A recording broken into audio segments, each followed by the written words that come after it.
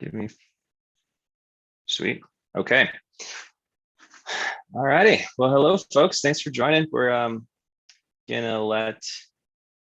There's kind of a bunch of folks trickling in, so we're gonna kind of give folks a few more minutes just to log on and join us before we actually get into the meat of stuff. So feel free to drop your name in the chat and tell me where you're from, if it's your first time running, or if you're a Sage veteran like Kevin Kennedy, who just joined.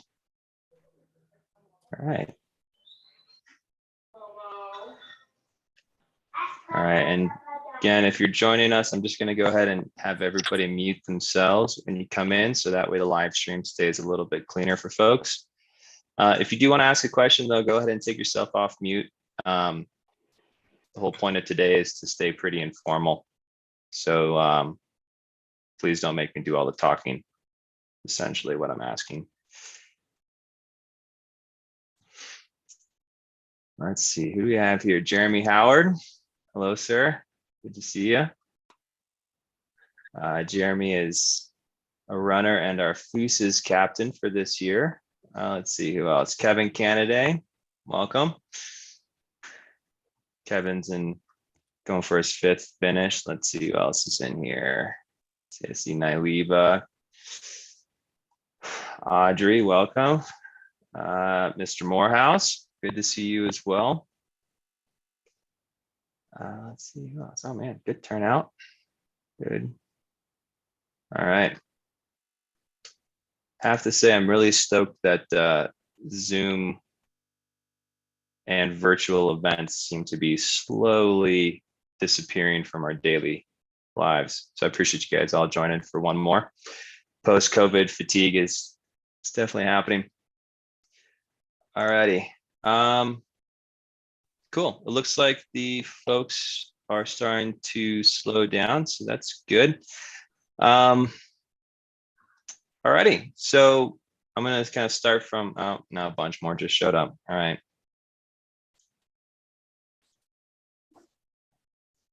I don't want to like drone on multiple times. Let's see. All right. Who, all right, let's play a game while we wait. Who's the furthest away from Colorado right now as we drop something in the chat? Let's see. I know Jeremy's on the East Coast. I think I see some California names. A Squamish, BC. There we go. That's not too close. Pennsylvania. I'm in Buena Vista, so I might be the closest to the course, which is the opposite direction. Neil's from Cali, North Carolina, Tennessee, Colorado Springs. All right. Good. Who on here is not running, but is pacing or crewing, and you're here because you're a top class pacer crew and you're doing your homework? And yes, Kevin, it's always been Buena Vista. All right, we got more people coming, so we're gonna keep piddling around for a little bit. All right, got one crew, Anna. Let's see. Jeff is pacing Neil. Am I saying that right, Neil, or is it Neil? Forgive me if I'm butchering your name.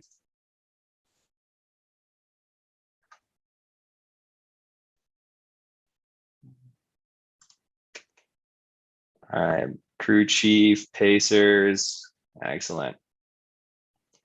I'm always pleasantly surprised at how many crew and pacers take their job seriously. It makes everybody's lives so much better. All right. Neely, got it. All right. Sorry for butchering your name a few times in a row.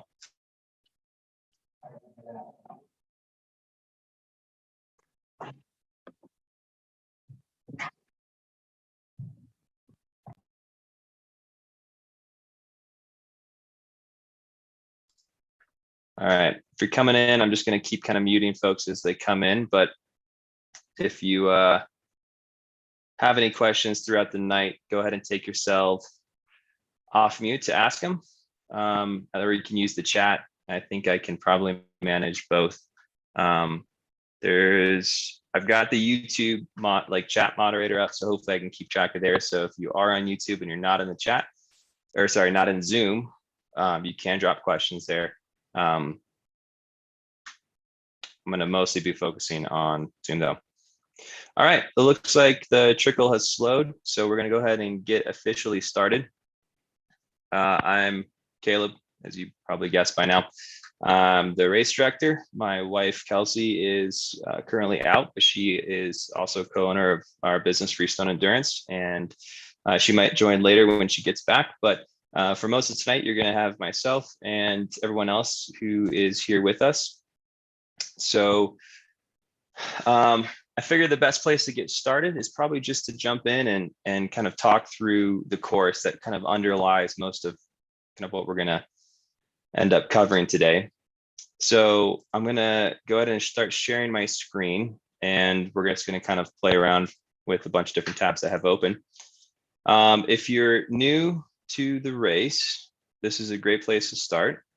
If you've, let's see, there we go. All right, give me a thumbs up if you can see my screen. Excellent, wonderful. All right, so let's get started. I'm going to start from the start because that makes the most sense. There is a little bit of latency on the maps. I apologize if some of this is scrolling and talking is slightly disjointed, but hopefully this works. If for some reason it gets real bad, just drop me a chat or unmute yourself and let me know. The race is mostly split between Buena Vista and Salida, which are two towns in the Arkansas River Valley. Buena Vista is right up here, and then Salida is down here at the bottom. There's a little small town called Nathrop, which is officially where we are at the start. But generally speaking, most people usually think of this race as either being a Salida or Buena Vista race. Doesn't really matter. But we start right next to Mount Princeton Hot Springs, which is one of the biggest kind of tourist resorts in the area. It's wonderful hot springs. It's already bumping, and it's not even the start of summer yet. So if you Google this valley, you'll probably find something about them. We start in a parcel of state land that we lease, and it's just a big open field. I'll go through kind of logistically how to find it and some stuff about that, because that's always a race day problem that people are texting me, where the hell am I supposed to be right now? But in general, it's pretty easy to find. So the race starts in this field. I'm going to toggle back and forth between satellite because it kind of helps in some places and hurts in others. But the race immediately kicks out of this field and picks up a couple of paved roads. The good news is it's all downhill from the start, and you go past a hill that is called Swear Hill, and it's actually mostly Swear Hill on the way back. I don't think anybody's swearing at the beginning. Everybody should be in good moods. But it drops down this big long switchback and then picks up this canyon, which is called Chalk Creek Canyon. That's kind of one of the biggest corridors of the race, and you'll come back to it at different points. But there's about 2.5 miles of road before you pick up this little junction here, and it switches to gravel, and it starts to climb again from this point. And you go that, and about 3 miles in, you hit single track. So the nice thing there is in the beginning of the race, when things are congested, it gives folks time to spread out, kind of reduces the conga lines. And then once you start single track, it's an immediate climb. It's 800 feet in about, I don't know, 3/4 of a mile. So it's a bit of a chin scraper, but it sets the tone for most of the race. So it's a good start. Once you get on that, you pick up some really nice cruiser single track and run into Raspberry. And this is all the Colorado Trail, which you start on and finish on. Once you hit Raspberry, I mean, that's kind of 7.3 miles in, I believe. And it's all really chill. And so most people come through Raspberry and they, blow in, blow out. But it's a good spot. That's hopefully this year we can let crews back in there. We did have to turn that off for COVID. Maybe this year, maybe not, we'll see. But once you leave Raspberry, there's 3 stretches on the course that are about 9.5 miles, and Raspberry to Antero is one of them. It's also a 5,000 foot climb and goes up to the high point. So a lot of people come into Raspberry and like, oh, this is great. And then as soon as they get a mile or two out of there, like, oh, I'm kind of in this. So it's a good space to remember that that's kind of your last easy section for quite a long time. Once you leave Raspberry, it's this really beautiful meadow running until you hit a junction with the trail called Little Browns. And Little Browns is not to be confused with Browns. I wish they just called like Big Browns. It'd make it so much easier. But there's two canyons north and south of each other. One's Browns Creek and one's Little Browns. We use Little Browns, and this comes in later because you'll pass the Browns Creek, and sometimes people get confused because the naming's not super obvious. But Little Browns is this really phenomenal climb, and you just keep climbing in this beautiful canyon until you pop out on the saddle. And the saddle is just about the high point of the race. You go a little past that to get to 13,150 feet, and that's the high point. And just in case no one took me seriously, if at any point in here while I'm talking through this, you have questions or comments or thoughts, please interrupt me. I'd love to not spend most of this time talking, even though I likely will. The high point of the saddle is a really, really beautiful view. It's a lot of the imagery you might see from us on social media comes from that spot. And it's gorgeous. There's always a photographer up there, so we get some good pictures. So make sure no matter how hard you want to run, you always save a little juice so you can smile. Otherwise, people think you're cranky at mile 16, which is not a good look. As soon as you hit the top, you hit these really big switchbacks. They're incredibly picturesque. It's actually a mining road at this point. And it's really easy running. It's just these big, giant switches on some pretty good road, good for being at 13,000 feet. And you bomb down that and you hit tree line, and just past tree line, you're running to Antero, which is a pretty awesome aid station. It's way high up there. So these guys go up the night before and camp. This year, the captain for that is having a kid 3 weeks before the race is supposed to happen. So if he shows up, we'll be really stoked, but we've tapped a few other people just in case life has alternative plans. But the captain there is a big hunter, and so he usually brings in some wild game meat if you like to eat meat. If not, there's plenty of veggie options too. But once you get through there, it's this really, really long descent down what's called Baldwin Gulch. And this is a spot where a lot of people do a little damage a little too soon. The road gets worse the further down you go. And if you're familiar with the term baby heads, it's the rocks that are just about the size of a grapefruit or a cantaloupe. And the upper section is better. And then the further and further down you go, the more and more baby heady and kind of uncomfortable the footing becomes. But it's a 5,000 foot descent, so it's hard not to sort of get stoked on that. Once you hit the bottom of it, you'll reach the Chalk Creek corridor again, which is just off of where we started. So we're about 5 miles uphill from where you turned off to hit single track at first. And this is a really confusing spot for some folks because you actually turn right instead of left, because you're going to turn left almost immediately after you turn right to go left. So it's counterintuitive. A few people always get lost there, but we have a sheriff that stands there and makes sure you make your turns. But the main goal is just to get off of this really busy county road that's just full of tourists and get onto the side gravel road, which goes around this little town of Alpine. Alpine's a unincorporated town. It's a bunch of summer cabins, some year-round residents. But you go past this really beautiful lake and you pick up a gravel road that sort of runs, I'd say, pretty much on the same topographical line, climbing, slightly as it goes. But this is a really hot section. I think it catches a lot of people off guard. It's also kind of dusty and it's exposed, so brace yourselves for that. So you're kind of on the side road and you can see the main road and how busy it is. And all of a sudden you pass a campground and out you pop back onto the main road and you get into the ghost town of St. Elmo. St. Elmo is the worst ghost town I've ever seen because it is always absolutely and categorically slammed. I haven't ever seen a ghost, but I've seen hundreds and hundreds of people buying ice cream and Cokes. So it's a bit of a misnomer, but it's a really cool, quaint town. You run right through Main Street and then do a couple of quick turns to get through the town, which is relatively quickly. And then you reach a junction to start the out and back up and over Laws Pass. And this is the only true out and back that you start and finish at the same time. And it's one of my favorite sections. It's absolutely stunning.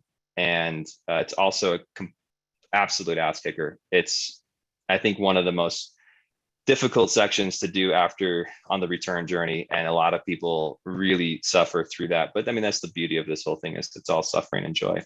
But you leave and you climb up these really sandy switchbacks. It's really hot. And then all of a sudden you enter into this kind of gulch, and you get through these really cool stream crossings, some nice aspen groves, and hit these meadows.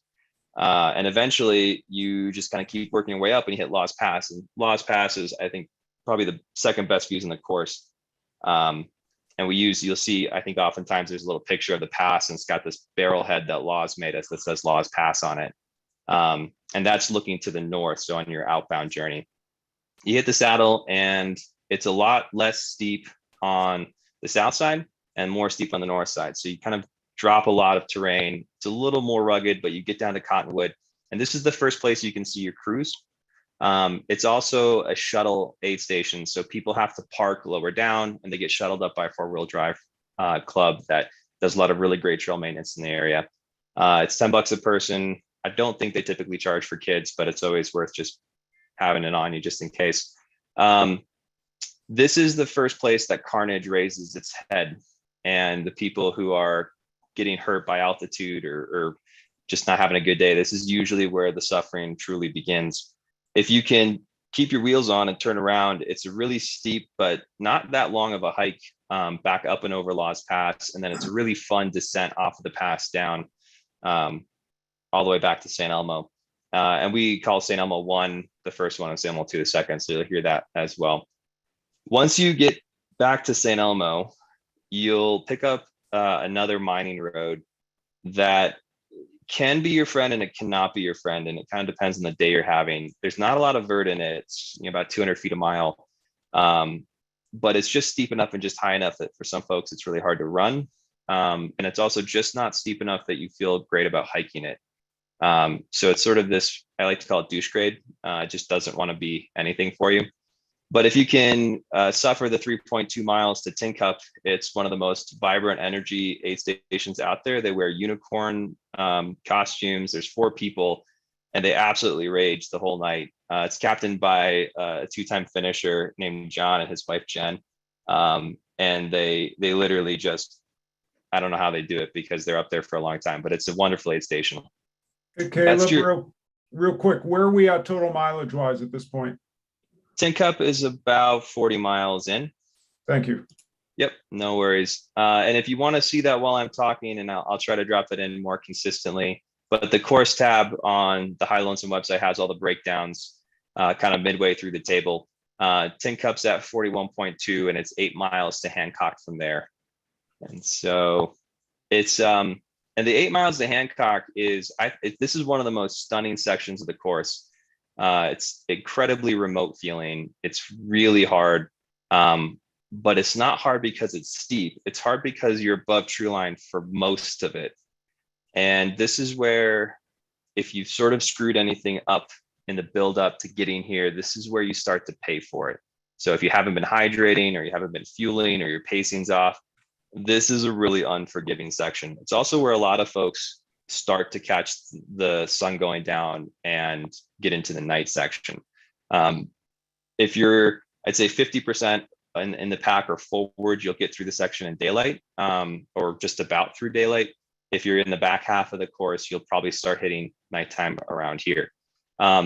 This section is just called Alpine Tunnel. And the reason for that is because back in the 1800s, they drilled the highest rail tunnel in the world, at the time at least, through this east portal, and that's called the Alpine Tunnel. It was closed not too long after that because they couldn't control the trains going down. It was so steep, they kept having wrecks, and so they just closed it, and then there was some collapse in the tunnel. So it's all been dropped. You can't go into the tunnel, but there's a fun ghost town over there that if you're out here just running around and training, it's just on the Gunnison side, down in here. But we just call the whole section Alpine Tunnel, and it's really, really pretty. So if you can get there in the daylight, I'd highly encourage it. You start to get some descending right around this east portal. And this is also an area where, depending on the snow year, we can have a snowfield. This year is not looking like we're going to have that. It's not, we're a little bit below average, and typically that's only there if it's a really high year. So Shouldn't be any snow to mess with, but you pop out on this really runnable railroad grade. And it's about 2.5 miles to the aid station Hancock. And this is the place you can pick up pacers. Your crews are also welcome here. And it's a bit of a long drive to go from Cottonwood to Hancock. It's a really bumpy road. You can get there in a 2-wheel drive car, but if you have the option to have an all-wheel drive or 4-wheel drive, I always recommend it. It makes a lot more sense. If you can get to Hancock and have a smile on your face, I think you've just about won the race at that point. It's a really big aid station. We have a lot of support there. And again, this is where nighttime sort of settles in for most people. Out of Hancock, you go up, I think, one of the shittiest roads in the course. It's not very long, it's about a mile, but it's just kind of crappy. It's got all these baby heads on it, and it's not particularly runnable. But if you can get up to the lake, you pick up single track again. So right about this dog leg is where you pick up the Continental Divide Trail. And you actually pick up the Continental Divide, I should have mentioned this, but you start the Continental Divide at the Tin Cup aid station. So you've been on the CDT for a little bit to this point. Slight divergence to get to the aid station, but you get back onto the actual alignment right up here by the lake. And this lake is absolutely gorgeous. If you can see it in the daylight, it's a treat. And there's this really brief climb to get up over Chalk Creek Pass. It's not that hard. It's maybe 400, 500 feet. Really pretty views looking down, well, actually looking both directions, but looking down towards Lost Wonder Hut, which is the direction you're heading. And it's a pretty consistent downhill. You got a little bit of a funny business. That's some talus fields, some like kind of lakes, kind of not lakes in this first section. But once you get past that, it gets into some really good runnable single track. For some reason, this area always has the most blowdowns. So I spend a couple days up there clearing out the trees. And so if I do my job right, you won't have to jump any trees. There's a slight out and back to the Lost Wonder Hut aid station. And our captain, actually, Jesse Morehouse, who ran it last year, I think he's hopefully still on here, but Jesse's going to be rocking and rolling up there. Lost Wonder Hut is, I think, one of the most unique aid stations. It's a actual ski hut. That's a 2.5 story cabin that we rent out for the race. And it's just cute as hell. And it's a really nice place if there's any sort of bad weather. It's almost too nice. It's too comforting, and you want to stay there and you get sucked in. We do fresh made pizza, like handmade pizza there, because they have an oven. So it's this like little oasis, because what's coming up next is easily the crux of the race. You do want to make sure you make that out and back turn though, because you come out of this small talus field and you hit, here, I'll actually go to the satellite for this. There's this really big talus field that you go through, and this looks terrible, but they actually spent a ton of time building this trail. And it's really nice. And you pop out and hit this little mining road that takes you to the hut. And there's always a marshal there to help you make the turn and come back and make sure you go the right way on the return. But just be aware if you're out there to be looking for this small outback. It's 1/3 of a mile. And Lost Wonder Hut is, I think, 57 miles in. So from here to the Purgatory aid station is a long stretch. It's just about 9.5 miles. And it's, I think, one of the hardest, most exposed sections. You have a little bit of messy business to get through. For some reason, the Continental Divide decided they wanted to make you climb up half of the little hillside, run a little bit, and then come down that very same hillside about half a mile later. I don't know why. I apologize to you, but single track is king, so we use it. Once you get through that, you start this really steep climb. You go through a little trailhead, and then you start this really steep climb up to Boss Lake. And this is by far the steepest section of the course, but it's only like 500 feet and half a mile. So it goes by really quickly. You hit the reservoir, and you got to pay really good attention here, because there's a bunch of social trails from campers, folks who are fishing, that kind of stuff. And so we try to sign it really well. I got vandalized last year, so that was a little bit of a bummer, but everybody managed to navigate it. But you follow around, and then you start climbing back up the CDT up to what we call the ridge. And the ridge is this 6-mile section above tree line that is just incredible. The head wall is this really steep section that you'll see as you're approaching kind of above Hunt Lake. And it's really cool at night because you'll see this string of headlamps that look like they're just, I mean, they look like stars. They're so high up in the sky, but in reality, they're really quite close. It's just the perception in the night kind of lends itself to an effect. And it's really fun. If you can punch through that, you get it to the top, and that is more or less the high point on this ridge.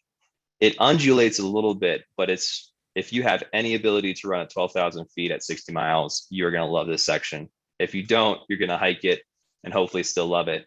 The ridge is where the name High Lonesome came from. In the daylight, it's got some of the best views in the state, and it's an incredible section. The, sorry, I'm admitting a few more people. So the section on this ridge can be really special, and it can also be really violent weather. And it's interesting how in the same race, some people will go through and it'll be perfectly dry and, you know, bright skies and you can see the stars. And then somebody will come back 5 hours later and they'll be in a whiteout. And so this is one of the most, I'd say, sort of dangerous sections on the course. If you need to get down, it's quite a ways. And so there's not an obvious retreat. So it's a section where getting through it quickly and efficiently is really beneficial. If you have great weather, it's a great place to sort of just soak it up. But in general, this is one of the places you're carrying a lot of the gear for.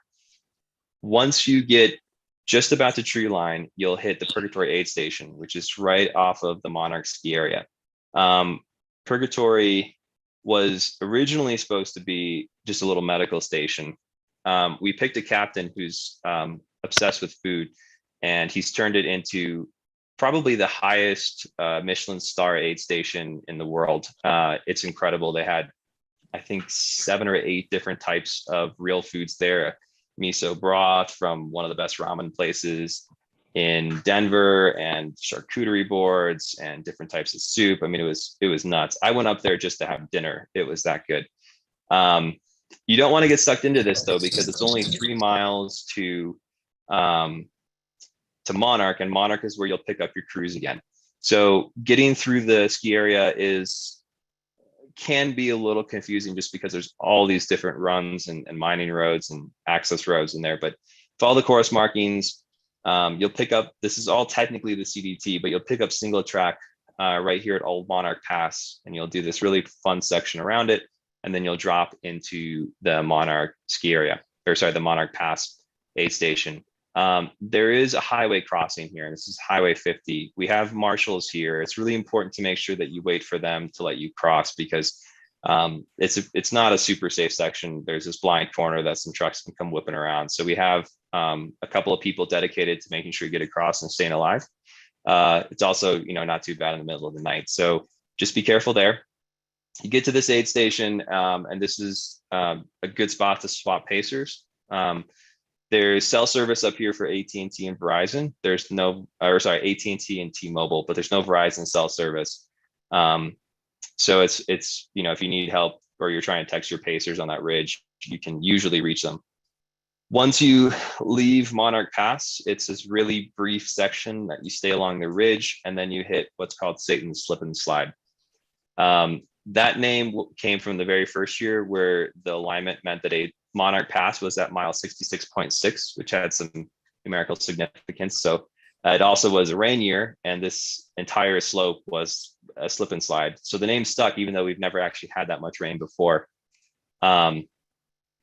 The descent is pretty runnable if you have some good legs. It's worth kind of bombing down this if you can. A lot of people struggle to eat at Monarch Pass. It's just under 12,000 feet. If you can get down to Fooses, you can usually eat a lot better. It's one of the actually lower elevation aid stations, and the difference on your stomach is significant. So if you can get through there, it's great. This is all running on either a power line road or a gravel road getting into Fooses. So it's you know, footing is really stable and easy. You get to Fooses and do your best to eat and get fueled up. This is where most people seem to think that all the work's been done, and in a large way, you're not wrong.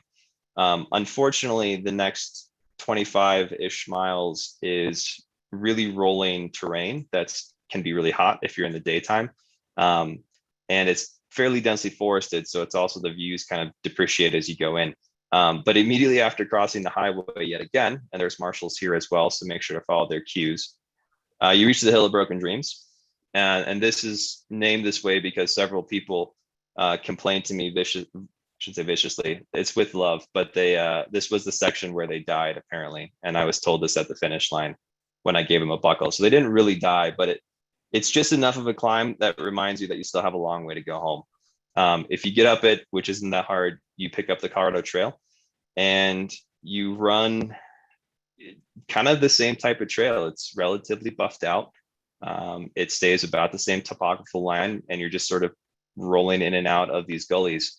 The one big section you drop into is this campground, which is the Angel of Chavano campground.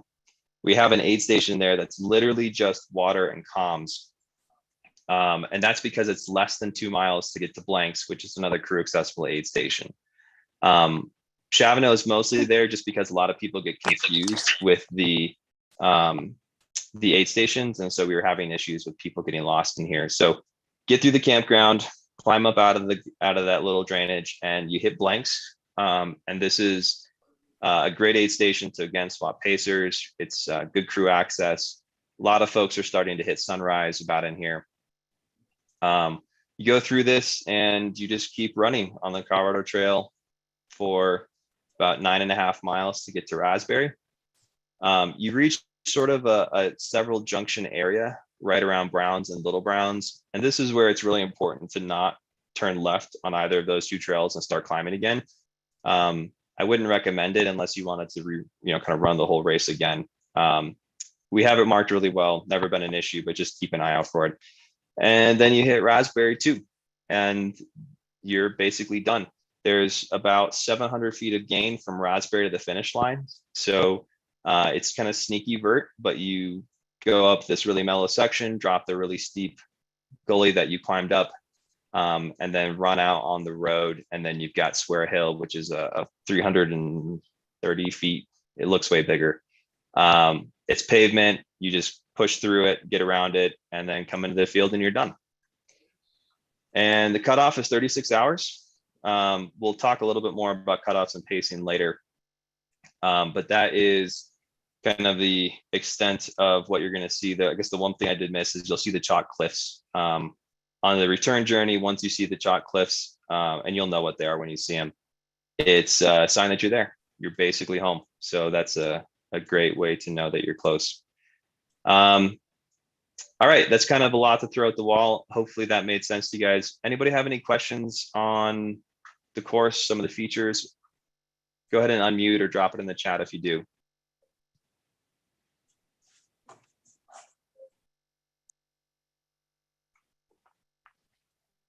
Hey, Caleb, do you want to maybe talk about where runners are likely to meet weather? Yeah, yep, that's a good thing. I'm gonna talk about that in a second when I go over the gear list. Okay. Any other questions about the course itself?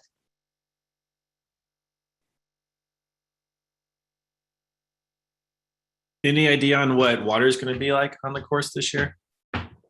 It looks like it should be similar to 17, 18, and 21, which means that there shouldn't be any snow, but there'll be a lot of perennial streams that are flowing enough that you'll have a lot of water throughout the course. I don't think any of the crossings, with the exception of the one coming off of Antero, is going to be big enough that you have to get your feet wet. There's maybe 2 sections where it's a little boggy. Hancock Lake is one of them, but we're actually doing a trail work day there to sort of hopefully fix that. So if it's as dry as it looks like it might be, which is obviously bad for fire reasons, but great for blister reasons, it should be a pretty dry on your feet year.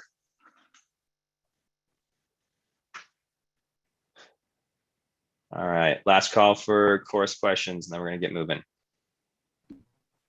Caleb, when we go by Antero, is that kind of on the same trail where we have a lot of hikers hiking that 14er, or is it completely separate from the popular trails? Good question. The standard route up Antero is to park down here at the Alpine town and hike up this road and hit you basically take a mining road all the way up, and then you have like this little half-mile section, a single track to the summit. I would say you might encounter some hikers, but not a ton. By far the bigger traffic issue on Antero is actually four-wheel drive folks. It's really popular. It's actually world famous because it's one of the few places you can drive up so high. There's active gem mines for aquamarine on the top, so there's tourists and stuff. The upper switchbacks are intimidating enough that there's not always a ton of traffic going up those, but there's a lot of traffic coming down in the tree line. Generally, they're nice. There's always some assholes. It can be dusty. That's probably the biggest problem. But I wouldn't say hikers are going to be too big of an issue. It's mostly going to be the four-wheel drive folks. I guess one year there was Gary Robbins and someone else were coming off of Antero doing Nolan's, and they were going south to north, and apparently a bunch of runners were yelling at them to stay on the trail, and they were like, no, we're not racing. So maybe that'll happen again sometime. All right, last call for course questions. There's one in the Zoom chat about Cottonwood. Oh shoot, I'm sorry. When I'm screen sharing, I can't see the chat. Can someone tell me what the question is? They're just asking if you can drive to Cottonwood with four-wheel drive, or if you have to shuttle. You have to shuttle at Cottonwood. There is parking for 7 vehicles, so you must shuttle. You can walk the road if you really want to, but it's about 2.5 miles, so it's not really worth the walk.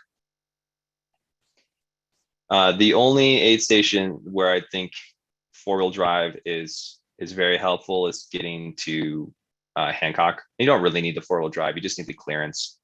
Every other aid station is pretty accessible in a two-wheel drive vehicle if you just drive steadily.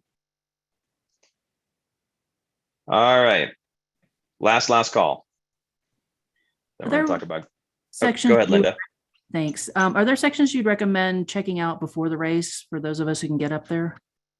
Yeah, if you can get up here, just about anything that you're going to do on the course is great. Timing can be your biggest factor on just what's open. So if I'm answering your question and I'm assuming everything is open, I think the big climbs are the places to focus. There's very few sections that aren't going to help you. Some people really like running the Colorado Trail just to know what to expect, because it looks really easy on the course profile, but it's not. I think if you can get up and over Antero, that's a great training run. Doing the out and back from St. Elmo up and over Laws and back is 12 miles, and you don't have to shuttle a car. So that's a really easy one to do logistically too. It's about 4,500 feet. So it's a good vert day. For views, if you can get on the ridge during the daylight just to see it, I mean, that's a treat. So highly recommend that. I don't know, we've got a couple folks who've run this a few times.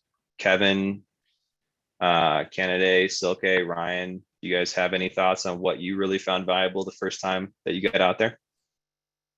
I'll chime in there. I really like running the just the Colorado Trail, sort of that last 20 miles. It's really easy to run even early in the summer, probably even coming up pretty soon towards late May. Caleb, you probably know the snow conditions better, but it clears from snow, so you don't have to deal with that high country question whether you can access it. And it's just nice to get comfortable on that kind of terrain, because you're going to be suffering towards the end of the race. So it's nice to just sort of practice that undulation. And it's just enjoyable running, and it's easy to do short sections if you just want to do, 5 to 10 miles when it's not super committing. So I always like running that a whole bunch early season before you can access the higher parts of the course. Yeah, I actually just ran from Raspberry halfway to Blanks this afternoon, and I think it'll be almost completely dry in a week if we kind of keep consistent sun. So it's a great early season if you're in the area. Kevin, Kennedy, any thoughts on that section? Yeah, I You just can- posted in the chat. It was saying sort of any subset of the Ascent 50K route, and I would do it backwards. If you can get all the way up to the saddle, depending on when you're running it, what that means is you basically get the first 13, 14 miles of the race. But then instead of going down Baldwin Gulch, you end up going west, but you still run a lot of sort of rolly fire road that sort of simulates the same type of descent that you would have. But then you end up joining back to the CT, and you would sort of simulate what you're going to end up with at like mile 85. And then you basically run to the finish. And you can sort of do any subset of that loop as you want. If you want to, the whole loop would be like 32 miles or so. But if you parked at the mouth of Chalk Creek Canyon, it's probably then 27 miles ish. If you want to park at Raspberry, then it's probably closer to 20 or less. Yeah, I think it's 21 from Raspberry and 18 from Browns Creek Trailhead. But yeah, that's an awesome. If you look at the map, it's essentially where the cursor goes, and you drop down this parallel canyon. So it's a big lollipop, but that's just on its own merits. It's a classic line and well worth the run. Ryan Smith, I see you in Silke's video. Any thoughts on section to run if you can get out to the course? I'll reiterate what you said. Don't underestimate the descent from the high point down to Alpine. I think that's going to do some serious damage to a lot of people. If you kind of overcook it a little bit, you really won't gain a lot of time wise by trying to be a hero going down that section. So yeah, go easy there. I think just broadly speaking, heat management's important on this course, especially for folks coming up from lower elevations. It might not seem like hot temperatures, but just the kind of radiation at the high altitude really kind of does some damage to you. So just take that seriously. Try to kind of listen to your body, get the kind of electrolytes in, and sensible water intake. Cool yourself down in some streams. There's plenty going up that first climb, so kind of take advantage of that, and then several other spots along there. And then yeah, the finish of course is like you say, you think you're done, you get down to back on the Colorado Trail there, but it's pretty punishing. It's difficult, and you kind of feel bad about it if you're not kind of doing some type of credible trot at the end, so you can really beat yourself up kind of emotionally. So just try to do what you can at the end, shuffle along, be a hero or whatever, but it is tough that last bit. So don't underestimate that too. Yeah, awesome. Thank you. I reiterate what Ryan said. It's a deceptively hot course, and even the night times, if it's a relatively mellow night, the high sections are still only in the high 40s, low 50s. So it's not particularly cold, but it's easy to feel like you're running in the 80s on the Colorado Trail, especially there's no breeze. It's pretty stifling. So we stock that section with a lot of popsicles these days. And there's just enough water crossings. You should be able to douse yourself if you need it. But to essentially answer your question, Linda, if you can run all 100 miles of the race before you start the race, that's my recommendation. But if you can only get on a couple, I think just, like everybody said, there's a lot of good places, and everything is going to give you some good value for money. All righty. Yep, and practice eating. Jesse says Hancock to Lost Wonder and the head wall as an out and back is good to do. I agree. You can do a really good shuttle run there if you're willing, if you have a person who's willing to drop you off at the road that goes up Lost Wonder. It's a couple miles of road climbing, gravel road climbing to get to where you pick up the course, but then you can have them pick you up at like Fuses or Monarch. It's a really fun way to get, it's just a great run in general, but it's a great way to train. And the ridge is just so pretty. Should try to do it in the daylight. All right, let's keep cruising. Let's talk a little bit about pacing and cutoffs, and then I'm going to jump into some of the gear stuff. again, feel free to interrupt at any point if you have any questions. I'm going to, yeah, this will work. Okay.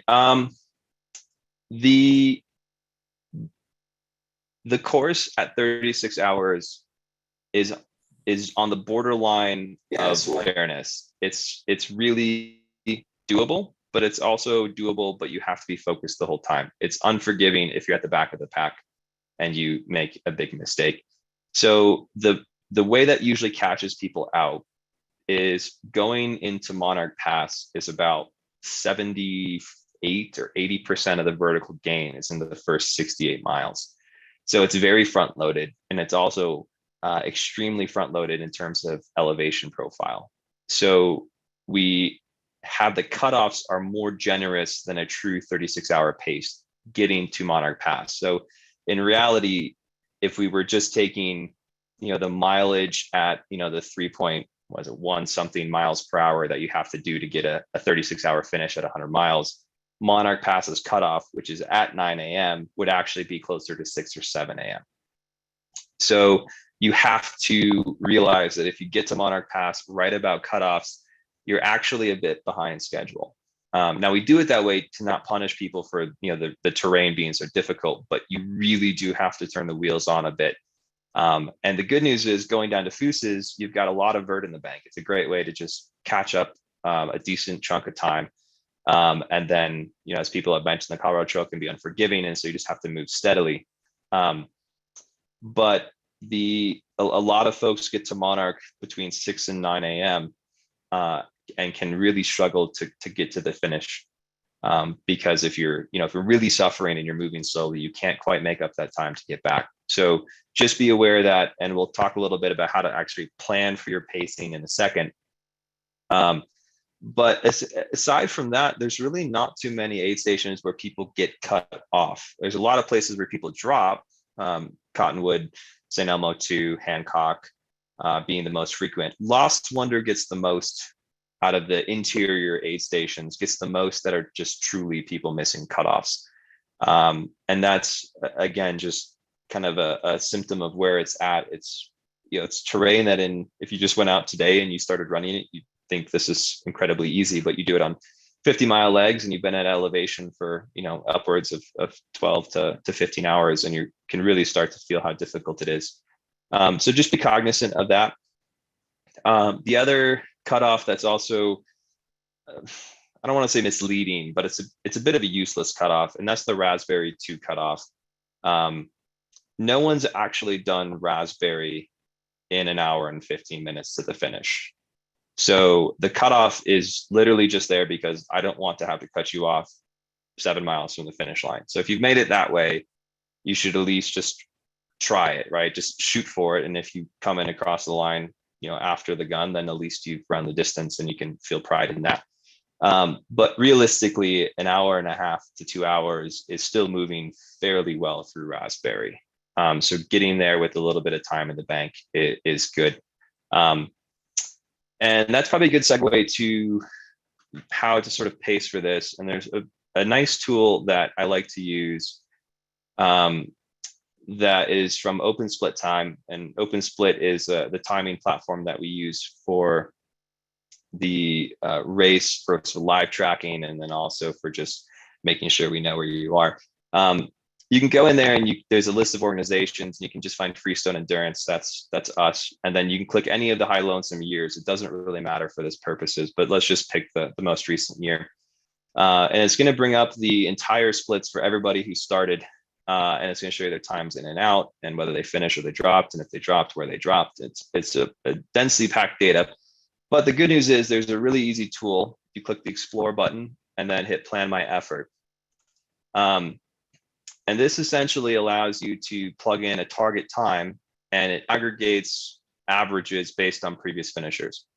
If you're into stats, you'll notice that some of the times don't have a ton of people. So the more accurate predictions are going to be for the times that most people are running it. So generally 30 to 36 hours is when the majority of the runners are finishing. There's a lot of samples. So if we wanted to say like you're going for a 35-hour finish, this split chart is based on 121 efforts over the past 4 years. So it's a pretty reasonable and accurate projection, and it gives you the segment breakdowns, the average time those people have spent in the aid stations, and it's quite generous. It gives you 20 minutes at Hancock, which is really reasonable, to turn over and get in and out. If you're one of those overachievers and you want to try to shoot for 24 hours, it's only based on 28 efforts, which is not statistically significant enough yet. We need a few more years worth of data to do that, but it's still a relative ballpark. It at least shows you what other folks have done to get to that time. And for example, comparatively, it gives you 8 minutes at Hancock versus 20 minutes. So it's a nice tool to give you a starting point and kind of see where you should sort of be aiming. Unless you've been out on the course and you have a lot of data of your own, this is a great tool for those folks that don't have the ability to get out to the course yet. I would say the vast majority of people finish the race between 32 and 36 hours. There's been very few people who have ever finished under 24 hours. If you want to see that list, you can click the all-time best, and it'll actually show you the folks who've gone under 24 hours. It looks like we have, as of now, 12 people, and I think 3 or 4 of those are the same people. So it's very uncommon for folks to go under 24 hours. I think this is the year the women race can drop under that and hit sub 24, which is going to be hopefully really awesome.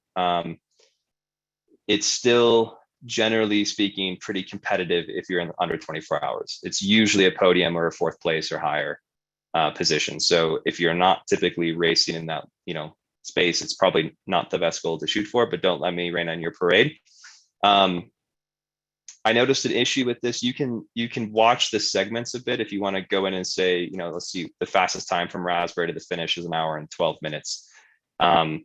You can kind of see these sections. For some reason, it's not including the first 2 years of the race. I've got to figure out what that glitch is. So use this with a bit of a grain of salt at the moment. But you can kind of play around with that and see, from Monarch Pass to the finish, Ryan has the fastest split, and it's 6.5 hours. And the slowest splits, I have to scroll for a while, but slowest split's probably quite a bit longer than that.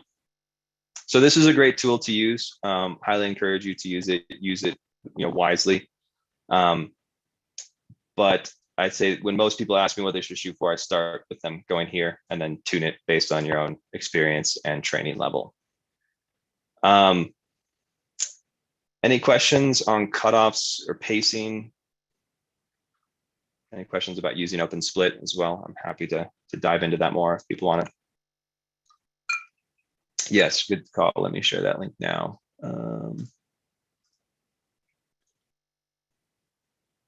So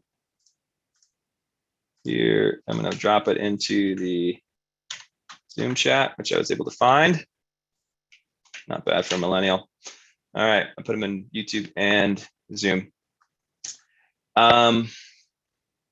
All right, any other questions on that, or shall we move on?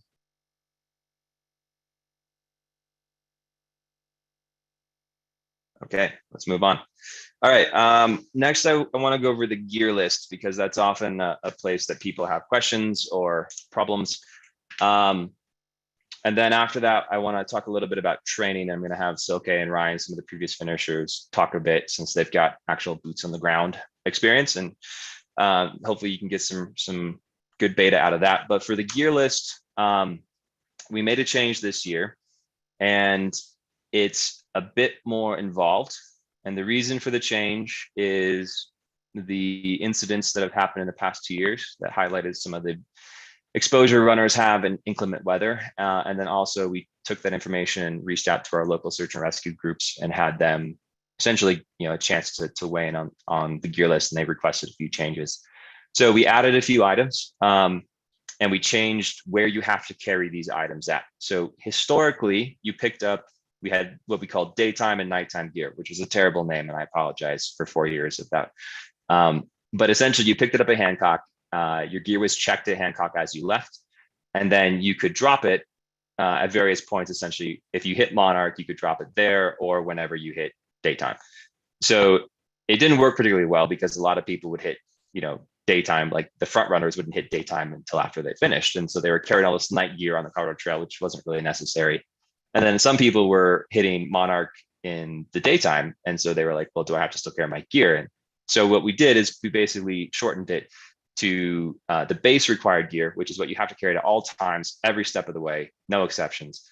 And then the divide gear, which is the section that you're going to carry from Cottonwood to Monarch, irrespective of time of day. So you're just going to always carry this gear on that section. Once you hit that section, you can drop all the extra gear and go back to your base gear and run that in. So starting with the base gear, it's a whistle. It's an emergency bivy, which has changed. It used to be just an emergency blanket. Now it's actually a bivy. And I'll talk about that in a second. Still 1.5 liters of water capacity. You don't have to have that full, although you should probably in most sections have that full. But you at least have to have the ability to carry 1.5 liters of water at all times. An emergency light source, which has to be at least 10 lumens. That is the amount of a keychain light or plenty of light coming from cell phone or anything like that. So this is just something that you have to have as a backup in case something really hits the fan. A waterproof jacket. I'm going to touch on that in a second as well, but that must have tape seams. I'll show you what that looks like here in a moment. And a collapsible cup, which I also have some examples of. And then a mask or a neck gaiter. And that's a COVID gear list point, and we'll see how that buffs out in the next few months. If it doesn't necessitate it, we'll drop it. If we do need to have that, we'll keep it on the list for now. And then the divide section adds pants. This can be any type of pant. It can be leggings, waterproof pants, tights. I actually race in these pair of Lululemon pants they're just pants, but they work great for that. So there's really you can be whatever you need. You have to carry 2 light sources. So this is the original emergency light source you've been carrying the whole time. And then essentially it's just a headlamp. You should be carrying at least a headlamp during that larger section. And a beanie, and then an extra layer, which has to be a long sleeve or more. And I say no cotton because cotton's useless. You really should be carrying merino wool. It has all of its thermal properties if it's wet. It's a great product. You don't smell as badly, so people in the aid stations are nicer to you. So it's a great resource. Neil is asking, Pacers should have the gear as well. That is correct. Pacers must have all of this gear at the same time. Pacers are checked like runners for gear at various points. So if they're not carrying it, they don't continue. And there's really gnarly repercussions if you don't have your gear, your pacer doesn't have your gear. It starts with a D and ends with a Q. The last piece is sort of required gear, but not required gear. And that's the Corsar card. It's required, but you don't actually physically carry it. And a Corsar is a Colorado Search and Rescue card. And essentially, it allows the local search and rescue groups to be reimbursed for their search times and expenses from a state pool. So search and rescue is free in the state of Colorado, but it doesn't cover, just to be clear, like flight life is completely on you. It's like an ambulance ride. It's $20,000 to $40,000. So it's quite expensive, but the actual search groups, the search and rescue team is free. And Corsar is essentially allowing them to be reimbursed, and which is important because they're direly and overworked at this moment. So everybody has to have one, including Pacers. That is checked at your Pacer, or sorry, your for runners, it's checked at check-in on Thursday at the high school in Buena Vista. For Pacers, it's checked whenever they're picking up their bib, which is at a few different aid stations. And I was going to talk about that later. So, and then I guess technically the toad bath is also a required gear. The toad bath is fun. I'll talk about that later. Essentially, it's just washing your shoes so the toads don't die. All right, so whistle, that can look like a number of different things. The most common is it's just usually on people's packs. So I have an old Ultimate Direction pack, and I've got the whistle just like sewed on here. A lot of other packs will have it on the female chest straps, just as like an emergency. Some people carry their own, doesn't matter. All you have to do is be able to blow it and make a noise. Some of the bivvies also will have sometimes a whistle built into the cinch strap. When people are checking your gear, you just show them the whistle, and that's all that matters. So it doesn't matter where it's attached. This is the sole emergency bivvy.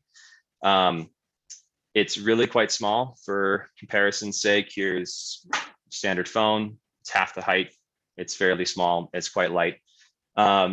this is a really important tool, and the reason we added it is because in the Chinese incident, the wind was shredding the aluminum blankets. And I've actually done some demos where I've taken those, emergency Mylar blankets and ripped them. And you see immediately once you start a tear, it runs and it just goes forever. So you lose all of your thermal abilities if your, blanket is now a shredded piece of paper. These bivvies are coated with it's some sort of rubber or nylon or something that prevents them from tearing. If it does tear, it doesn't run. So it's more of a puncture. So it's it's a lot more durable. It's also, there's two different types. Actually, Paul, the hunting license is not valid as a Corsair card because it only contributes 50 cents instead of $5.50, which is the year-long pass. So we don't take hunting licenses. It has to be a Corsair card. The bivvies are, there's a lot of knockoffs. I say Soul because that's actually a legitimate brand. I don't think anybody in the race is expecting to knock somebody if you have a non-Soul bivvy, so long as it's this. If it's a knockoff of this, it's fine. There's a bunch on Amazon that look similar to this. I don't care what they are, just make sure that they're a coded one. I'm gonna have a bunch of these available this year as backup for people to buy, just because it's a change and there's likely that somebody forgets. But there's not a lot of these in Buena Vista, so you should be buying these ahead of time. There's 2 gear stores and they carry about 4 at any given time. So, not enough to fill in a race if you have a bunch of people forgetting. The 1 liter of water, 1.5 liters of water capacity can be any way that you want to skin it. Bladders, bottles. No one's ever carried a milk jug, but that would work too. I like to carry multiple bottles, and the reason for that is you can more accurately have water versus drink mixes in there and balance better. A lot of people run bladders. It does not matter. One sort of hack as a way to carry less weight is carrying a little filter for your bottles. There's a bunch of different types like Sawyer's and stuff, but Katadyn and Solomon make these really nice bottles that actually insert into a standard soft flask. And Solomon's best because it has a bite valve, so it doesn't leak like the Katadyn one does. It's also a little bit lighter. But there's enough water that very few sections of the course, if you just have this empty in your pack and you dry out, very few places where you won't be able to find something to filter within a few miles. And that can really change your race. So, if you're typically carrying 1 liter of water and you don't want to be carrying 1.5 liters, but you have this as a backup, it's a great way. And you can drink normally out of it too. So it's perfect. I highly recommend having one of those. They've been a bit tricky to find for the past year or so, but if you can find one, definitely recommend carrying it. And then emergency light source, if you're the kind of person that listens to music and you have a phone, just plan on using that. If you don't want to carry a phone, if you want to go lighter weight, there's a link on the website as an example of these little, like about the size of a quarter, but they're just little keychain fobs that are 10 lumens. They use a watch battery, and that is the minimum you need. Anything bigger is great, but that's the smallest. So if you're weight conscious, you can go that route. The waterproof jacket is the most commonly messed up place at gear check, which takes place Friday morning before the race starts. If you don't have your gear, you don't start. So there's always a few years where people are scrounging jackets from spectators. Here's the nitty gritty. This is a Houdini, Patagonia Houdini. This is not taped seams, and it's really easy to see that because if you open it up and you look, and this never really translates particularly well on a camera like this, but you can see that this stitching is actually visible. All of those are holes, which means it cannot be waterproof. It's not even water resistant. This wets out in about 10 minutes, which means it's absolutely useless in the event of any actual weather. It's great to carry if you're just going out, the sun looks great and you're worried about a brief storm or something, but it's functionless in a race where there's actually consequences to bad weather. So you can't use those. So as long as your jacket has tape seams, and I have one here, you can see this a little bit better. But if you look, hopefully you can see there's this little tape line that's running right here. And that actually covers all of the stitching. It's welded or glued, one of the two, and it actually makes your jacket waterproof. Here's the magic life hack. A $2 poncho from Walmart is completely impermeable and has no seams and is therefore 100% seam taped and costs $2 and weighs about 5 ounces. So if you really, really want to just carry what the minimum is, you can get a cheap poncho and just carry that. You know, they don't breathe, they don't allow you to actually move very efficiently. So I don't recommend that. There's a lot of really lightweight Gore-Tex products out there now that are very breathable, very lightweight, and have decent durability. And this is the one I like to use. It's a North Face, forget what the Gore one is, but it's their lightest Gore, and it works great. And so make sure you have one of these. You can go up, you know, there's times that people wear, you know, full shells, but usually your pack is dictating the space that you have. And so finding that mix of space and then weight is kind of the balance you want to strike.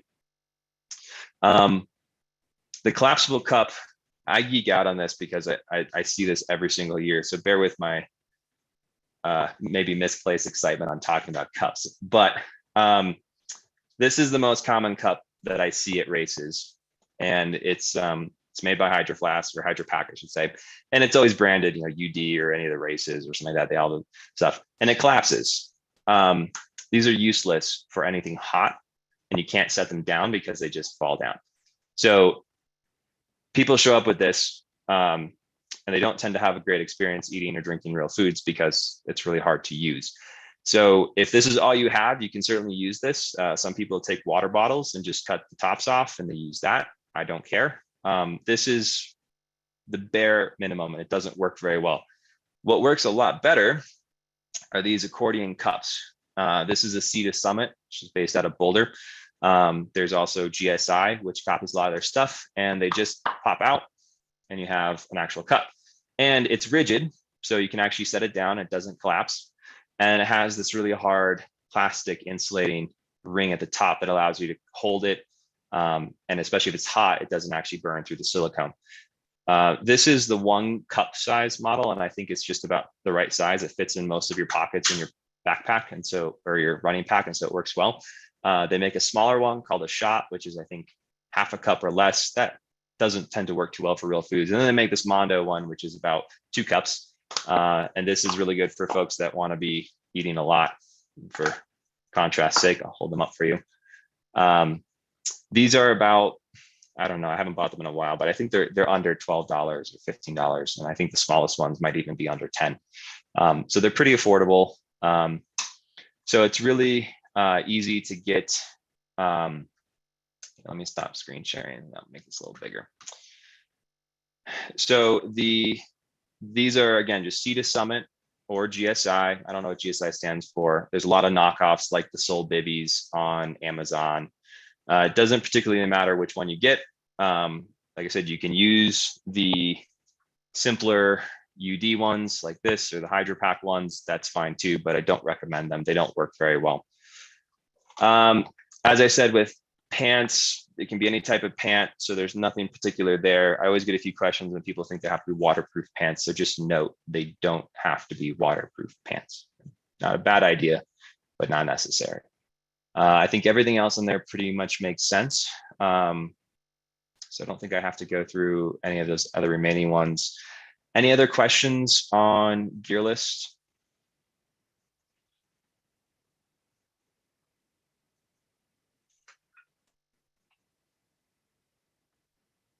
All right. Feel free to interrupt me if you do have a question. To go back to Kevin's earlier point about when you're going to encounter weather, it should probably be fairly intuitive that by calling it divide gear, that's typically where you're going to expect to start seeing weather. In the Swatch, there's this thing called the monsoon. I think it is actually technically, scientifically, a monsoon season, but it's not a monsoon like you would typically expect. Essentially, at around noon, the valley floor has gotten so hot and the weather coming over the divide is still so cold that they meet in this big updraft and they condensate and they create these storms that happen just about like clockwork around noon. In the past 10 years, climate change has made those more variable and when they sort of start to kick in. But it's pretty common to start seeing weather forming around 11 and expect it to start raining, lightning, wind, something of that effect up until about 3 or 4. Generally speaking, that hits people usually around Laws Pass. I'd say the front of the pack is definitely getting hit around Laws Pass. either direction. And then the back of the pack might catch a little bit on Antero. It's actually really nice if you're on the road between Alpine and St. Elmo, because it gives you a break from the heat. But it's fun. If you look at the pictures every year from mile 90, you can actually see, because they'll stay in one spot. And so the first people, it's bright and sunny and it's all really gorgeous. And then, in 2 hours, everybody's bundled up and it's puking rain out. And then they come back over, and in another 2 hours, it's bright and beautiful again. So it's really a brief storm typically. But that's the reason that you pick up the gear from Cottonwood, is because that's about when you're going to start experiencing some of the weather. It's also crew accessible. And so if there is some issue with your gear, it's the most likely place for you to be able to find a replacement. So we thought about making it from St. Elmo 2, but St. Elmo 2 isn't crew accessible. And so if you forgot something in your drop bag, there's almost no chance that the aid station is going to have enough things to lend out to people to fill that. And so the risk of people not being able to continue because of inadequate gear would be higher. So you pick that up at Cottonwood. It's checked when you leave. The checks, typically take, I'd say maybe a minute to 3 minutes, depending on how you've packed your pack. A tip I would usually give people is don't spend a bunch of time packing your pack when you're with your crew or around your drop bag, because you're just going to have to more or less unpack it to show the aid station. So it's actually not a bad idea to come in a bit disorganized and have it open, so you can rummage in there, show them all your stuff, and then put it back in and be a little bit more detailed in how you pack it. Your gear will be rechecked at Hancock. The reason for that is because the section from Hancock to Lost Wonder Hut and to Purgatory is the most dangerous. So we'll check pacers there as well. So anybody who's picking up a pacer, make sure that they are aware of this gear list and have all their gear. They will not start without it. Hancock is busy enough that typically if someone's forgot something, a lot of times people can scrounge it up and find a way to continue, but it's not something you want to plan on. So plan on making sure your pacers bring everything they need. The section on the ridge, as I mentioned earlier, is really notorious for bad weather. It's also really erratic, so it's hard to predict when you go up. So it might look good when you're starting up, and by the time you get up there in 2 or 3 hours, it's puking snow. It could be the opposite. It could look terrible, and then by the time you get up there, it's blown out. But just plan on it. Like, expect to get some sort of moisture and wind on that section, and if you don't, be really pumped. And if you do get it, you're well prepared mentally and gear wise to weather that storm. After that, the most common complaint that people have on the rest of the course is just how hot the Colorado Trail is on the return journey. It's really warm. If there's not a breeze, it's stifling. There's enough trees to have some shade, but not enough that it feels like shade. So, just extra water, douse yourself in creeks. If you're in there and the monsoon comes over, it's actually a really nice respite. You get some shade, you get some moisture, nice, maybe a sprinkle or a shower of some kind. So typically, if you can manage the heat through that section, you'll do pretty well. And then, if we don't have a repeat of our first year where it rained for 34 hours, or our last year where we had a flash flood at the finish line for about 15 minutes, usually the finish line is windy, but that's just about it. So it's, if you can get down from Fooses, or to Fooses, I should say, on the Colorado Trail, you're pretty much, you might get some weather, but it won't be terrible. You'll be able to manage it pretty effectively. Alrighty, that wraps up the gear and weather. Questions on either of those? Questions on the Corsair card, gear list, pacer requirements, anything like that?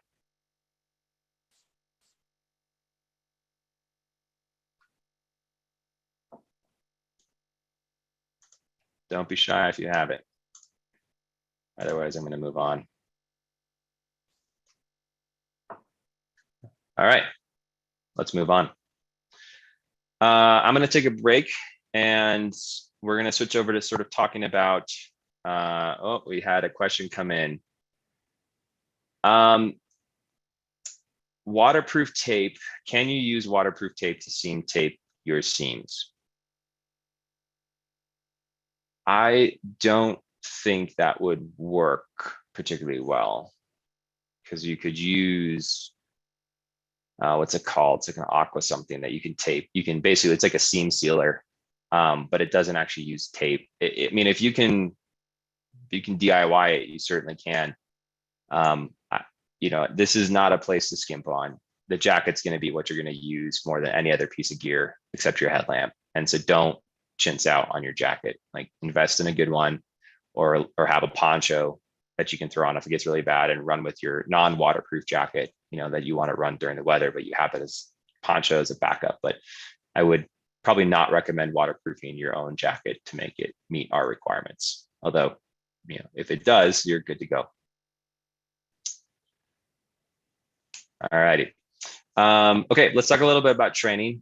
Training is difficult to talk through because it's so personal. Everybody has their own different approach, different skill sets, physiological needs. But we got a couple people on here that have done it a few times. Silke's done it twice and he's going for a third finish. Kevin's done it every year. So he's going for his fifth finish. I think there's some other folks that's on here, like Jesse, David. Yeah, so just want to basically turn this over to folks who've actually done it, to let them kind of talk. So I think this should be hopefully a little more interactive. So maybe we'll start with Silke or Kevin on just giving us like the 2 or 3 minute Cliff Notes version of like what you found really helped with training. And kind of any tips based on your area. Like, I know Kevin started in the Midwest and now he's in Colorado, and so maybe he can talk about the differences between training at sea level versus training at altitude and so forth. But if you have questions and you want to ask them towards people who've actually run the race and finished, this is the time to bring those out. So start thinking if you have them. Kevin, you're first in line on my screen, and Silke's next. So why don't we start with Kevin and then we'll go to Silke. Okay, yeah. So, like Caleb said, I ran the first 3 years I ran. I came from the Midwest, so let's start there. I would say if you're coming from anywhere that's not the Mountain West, if you can get access to altitude training, whether that's trips out west or in a facility that does it, take advantage of it. It can't hurt. But as a fallback, and I would suggest doing this regardless, but load up on the heat training. You'll get double benefit out of it. One, it can be hot, like Caleb said, on the latter part of the race, and the CT especially, it gets warm, but heat training is sort of a poor man's altitude training. So definitely do that. And then I would say, especially the first year I trained for it, I was more concerned about the climbing, and the climbing has never actually been a real issue. It's the descending. There's multiple long sustained descents, which you're talking 30 minutes to maybe an hour of sustained descending. And it's just difficult to do that in the Midwest. So I would recommend pounding the crap out of your quads on, hard road running. You can, if you can find it, but even beyond running, do a lot of squats, like prep your quads for the descents. Cause I always found the descending to be way worse than the climbing. If you're in the Mountain West, you get the benefit of sort of having the altitude available to you, but I think that's only valuable if you can benefit from it. So I found the difficulty there actually being consuming enough, training enough above 10,000 feet to where you can sort of shuffle jog at 12,000 feet. Like Caleb said, if you're up on the Monarch Crest there and the weather's good and the sky's clear and you can jog to Purgatory, you're going to be like making up a lot of time. So if you can invest in those training days above tree line, do it and focus on fueling so that during the race at mile 65, you can put down a bunch of food at Lost Wonder Hut, get up onto the crest and like run all the way to Purgatory. That you're going to make up a lot of time doing that. And then the assumption being, if you can do that there, once you get out of the Monarch A station, there's a ton of running to the finish. You just got to be able to eat, and then sort of manage the heat. So in my experience, all 4 years, it's been generally pretty straightforward all the way to Hancock. I've had the most difficulty from Monarch to the finish. And it seems on paper that should be the easiest part, but it just never really is. So that's what I would suggest for both Flatlanders and Mountain West people. What would you say, Kevin, the biggest mistake you made first year was? Preventable mistake. First year, actually, I didn't mention this, but so for anyone who hasn't run a long race with a pack, train your lower back, because if you're going to spend 30 hours plus with, like, I don't know, a 6 to 8 pound pack, and a lot of it is sort of hunched forward and hiking, that first year, my lower back was toast by about Monarch, I would say, which made it very uncomfortable getting to the finish. Other than that year, like you said, it rained pretty much the whole time, so it was pretty cool. It sort of moderated the effort. It was kind of sloppy in spots, but the biggest issue that year was actually sort of muscle conditioning, because I had never run a race that long, 30 hours with a pack that heavy. All right. Makes sense. Kevin, what's your typical, like, just for people to kind of reference what you're saying with, like, your finish times, what's your average, like, over the past 4 years for finishing? So first 2 years I was about 31 and change. The third year I was about 34 hours, and last year was about 33. And I would say I've tried every different approach in moderating my effort to Hancock. I've gone out moderate, I've gone out easy, I've gone out hard. And no matter what time I get there, it's the crux of, like, what determines the finishing time is how you run from Monarch to the finish. Which is odd, because, like you're saying, you've basically done all of the vert by that point, and you're past all of the altitude at that point. But for me specifically, it's all about Monarch to the finish. That's where all of the time is. So I've been to Hancock in like 12 hours. I've been to Hancock in 14 and a half hours. And it seems to not matter from my perspective, really. It's all about what can you do once you get to Monarch. Because you mentioned earlier, it's like there's that one little kicker coming out of Foose's up by the power lines up there.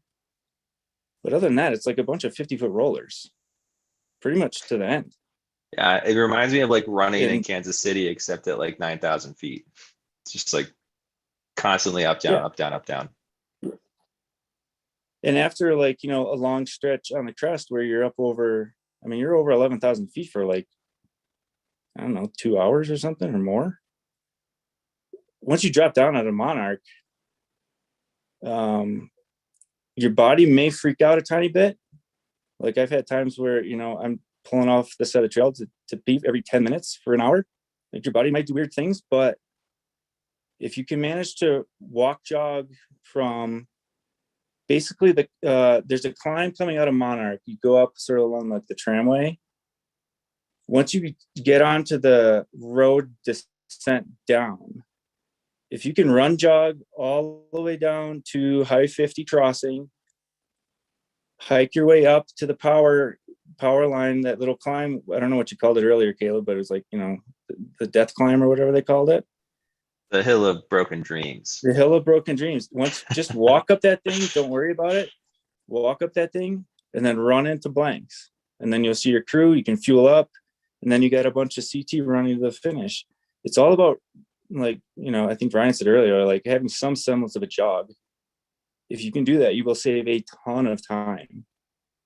If you can jog, even if it's 14-minute miles, as Yeah. opposed to walking 20-minute miles. If you do that for 20 miles, 6 minutes gains per mile for 20 miles, that's what, 2 hours?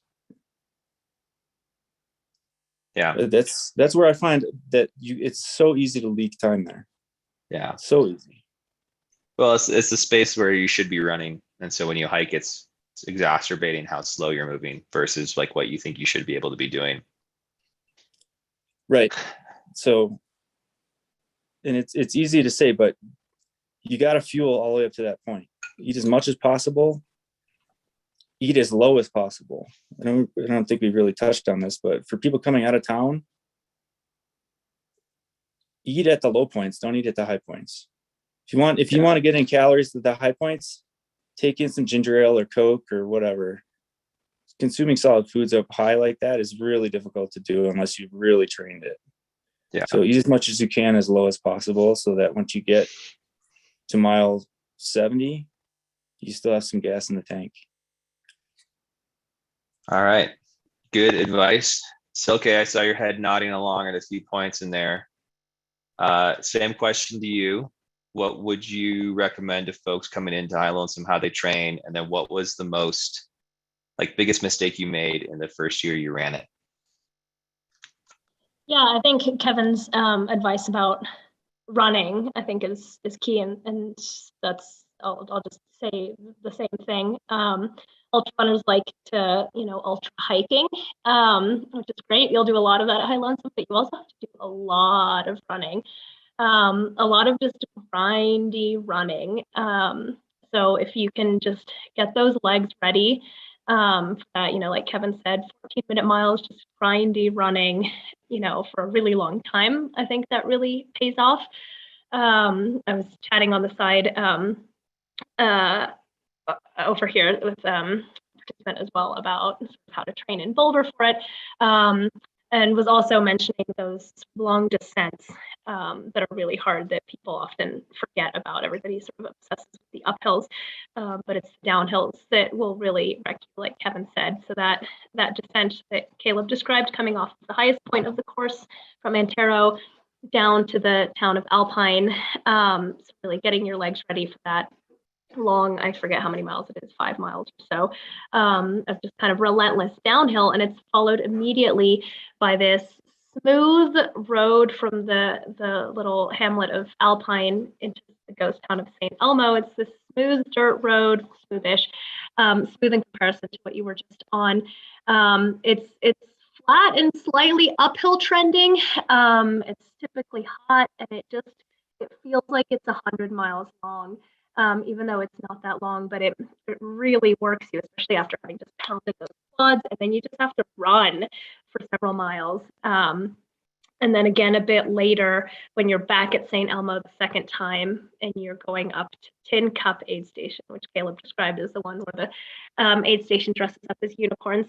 That one's also this just gradual road that is also another 100 miles long. And if you can run it a little bit in sections, you will be much better off than if you just have to walk the whole thing. It will just take an extremely long time. So my advice for training is don't underestimate the amount of running you have to do in a mountain 100. I think that's pretty critical. The other quad sort of pounding descent is the long one from Monarch down to Fuses. It's a really nice section for making up some time if you've got legs to run. So yeah, don't underestimate that. And then the other thing I like to work on in training in general is just practicing uphills, downhills, followed by uphills again. If you live in a hilly or mountainous place, oftentimes, at least I live here in Boulder, and so we do a lot of running here at the local peaks, and it's a lot of run up the mountain, run down, you're done. And I think that there's real strength in practicing going back up after you've done an up and down and working those, sort of switching those muscles from uphill to downhill, back to uphill, I think is important in a race like this to be able to have a lot of transitions like that. So Yeah, I think that gear switching Silke is especially noticeable on that Laws Pass out and back, because you don't really have any buffer between, bombing down these hills and then turning around and going right back up. And I know, I swear audibly, I can hear like my joints creaking after turning around after a big descent and be like, oh, no, I gotta go back up the hill again. Yeah, so I often in training end up sort of choosing to do sort of boring training looped runs, as opposed to some, like epic one big giant circuit, just because there might be like a really nice hill and that I like doing, and I'll do it just over and over and over again. So I get that like up, down, up, down, up, down, up, down on the legs in one go. So I recommend kind of just doing loops of a good like local uphill, downhill that you've got. Awesome. What was your biggest mistake that you think you made in your first year running? Which is worth pointing out was the same year that you won and set a female course record. So probably not a huge mistake. Yeah, I was gonna say, I think I made more mistakes the second time I ran it. Well, you can expand it to the second time if you feel like it's more useful to the broader audience. Yeah, it's nutrition. The mistake was nutrition, kind of like Kevin finished on not practicing my nutrition, which I have another 100 coming up in a couple of weeks, and I've done the same thing. I've made the same mistake. I haven't practiced it, so I'm reminding myself of that. Yeah, nutrition is a big thing, especially at high. I mean, nutrition is hard enough in any long ultra, but you add the altitude into it, and it's a beast. So kind of like Kevin said, try to eat real food down low. Try to keep the calories really simple and easy to digest high. So that might look like, liquid nutrition or just gels. I also even find that it's hard to physically chew when you're up high at altitude, because it's hard to breathe and chew at the same time. And when it's hard to breathe to begin with, then it becomes even harder to chew. So just food that is just like physically easy to get down in your body. Soft stuff, squishy stuff, up high, I think is really helpful. Awesome. Yeah, completely agree with the liquid diet. I see more people puking solid foods at higher elevations than at lower elevations. And I think there's some probably obvious reasons for that. But if you can eat down low, I feel like, especially on the climbs, it gives you time to digest, to get up high, and then you can really benefit from that.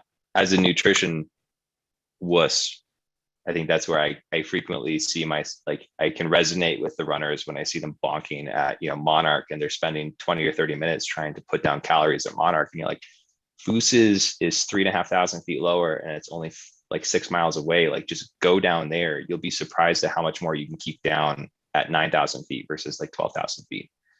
Yeah, and the other piece about nutrition is I at my first 100 many years ago, I learned from just this like angel at the aid station, and they said to me, they took everything out of my mouth and everything out of my hands that my crew had given me and that I was trying to ferociously shove down my face, and they just said, nibble and sip.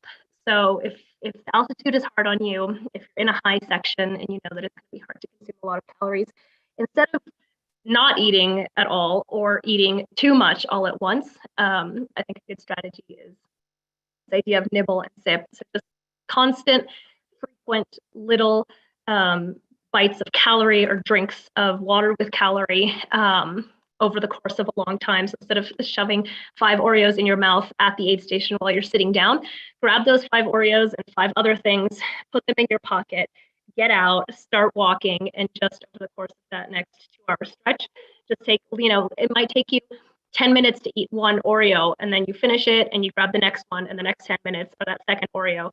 And so that slow, constant drip of calories can be easier to digest than like the face at the aid station. Yeah, not gonna lie, nibble and sip sounds like a British phrase. No, it wasn't a Brit. He told me that. I like how Ryan just sort of leans into the screen there. It's like, hello. Awesome. All right. Well, it's okay. Thank you for that insight. Caleb, yeah, go ahead. Real quick. So Silke nailed it there, because for people that haven't run the race before, if you look at the map like the altitude topography, you'll notice that almost every aid station is followed immediately by a climb. And in most cases, that climb is not very steep, but it's enough where you're probably not going to be running it.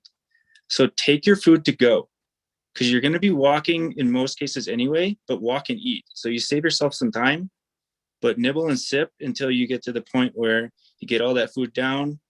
And then you're at an altitude where you're probably not going to be eating much anyway, but then get over and get back down again and do it all over again. It happens at Cottonwood. It happens at St. Elmo. There's a little kicker coming out of St. Elmo on that Tin Cup Pass Road. The worst of the climbing on that Tin Cup Pass Road is in the first like half mile. It happens again coming out of Tin Cup Aid Station. It happens again coming out of Hancock. It happens again coming out of Monarch. Yeah. It happens again coming out of Fuses. It's almost at every aid station.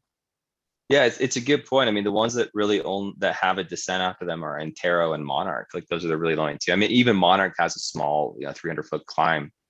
Yeah. But yeah, it's a great point. I mean, that's one of the reasons I like those the bigger, like these bigger cups, because I'm notorious for like sad sitting at an aid station and like moping. And so if I can fill this up and walk with it, and sad eat while I sad walk, like that's so much more efficient than sitting at an aid station and doing it. So it's a good point, Kevin, about the way the course lays it out. All right, we'll do one more person who's run it, and this is gonna be David Fox. David, if you want to jump on your camera. David is world famous. He's one of the oldest team members on High Lonesome. He's our volunteer director. He also co-founded GMR in which is Golden Mountain Runners in Golden. So he's a community guru, and he decided he wanted to run High Lonesome last year. So not only did he do all of his volunteer directing work, but then also turn around and ran it. And so he's got, I think, a really great perspective on kind of like both sides of the race. But David, kind of same question to you. What do you think worked best in training? And then, what were some of the big learning points, either mistakes you made or things you learned really quickly from that first year? Yeah, I was going to take exception to oldest team member and say longest, but I think I am actually the oldest team member too. So I guess I won't take exception to that. So I think training wise, I would echo a lot of what Silke said too, the ups and the downs. I didn't really focus too much on total mileage for High Lonesome, because I knew I'm kind of a back of the packer, so I was going to be moving slow anyway. So my whole training was based on time on feet and getting elevation as much as I could leading up to training. And, really kind of more lower heart rate, easier intensity with just a few high intensity runs during the week to get used to that kind of slow moving pace. I think, one thing I've noticed over the course of a few hundreds is you're hiking more when you're running 100 than you do when you're training, and you use different muscles when you're doing that. So I definitely incorporate some hiking into your training just to get used to that.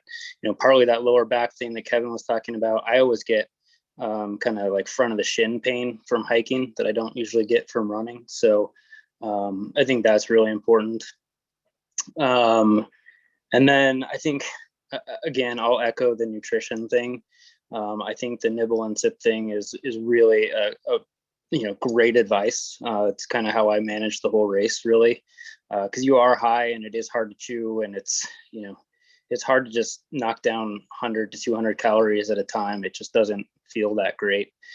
I think John Clinthorne, the recently departed course director, gave me some of the best advice that I've passed on to a few other people who run the race too. And it was that same thing that Kevin was saying. And it's especially, I think, coming out of St. Elmo, you're on that road that doesn't seem that steep, but if you can just hike and eat a good portion of that road, you're going to fuel yourself really well for being up high for a really long time. Basically, coming out of Elmo, you just get up there and you do drop down into Hancock a little bit, but for basically from St. Elmo to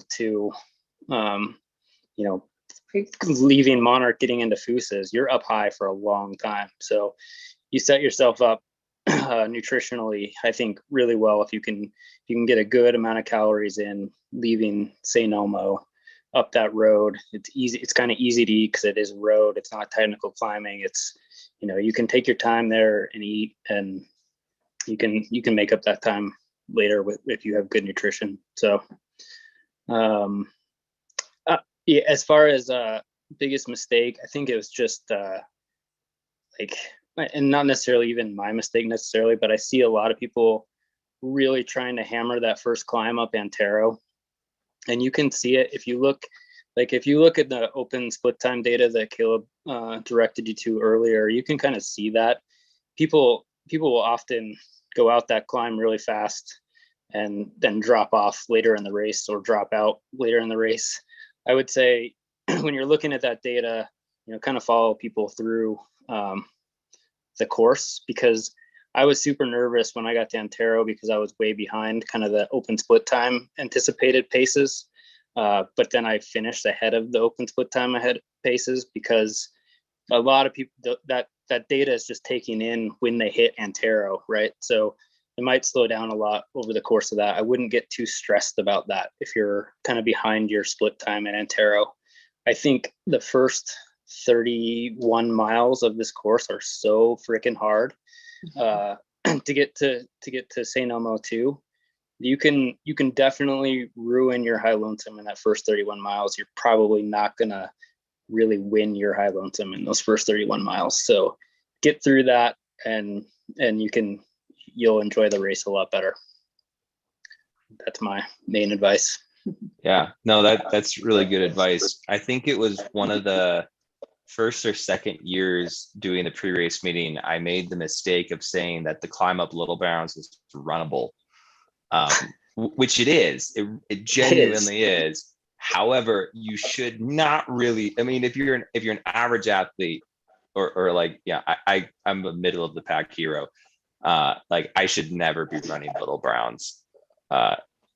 Yeah, so I think it's a great point. A lot of people go out early, and to the open split data, it reflects that, right? Like, it's taking in the people who are going out hard and bombing just as much as it's taking in the people who are pacing really efficiently and then crushing at the end. And so you've got to take that with a grain of salt, because if 90% of the people are blowing up in the first 50, it's gonna, I don't know, it's gonna skew the data. So take that with a grain of salt. Yeah, I saw Kevin just put in the chat on the Colorado Trail, there's a cattle gate that you'll leave after you hit after Raspberry 1. And he said, just run to the gate. And I totally echo that. Run to the gate and then hike to the top of Antero. Yeah. I ran that section today, and I got to the gate and I was like, thank God I can start walking. I'm not around. I was doing a 10 miler, so I don't know what that says.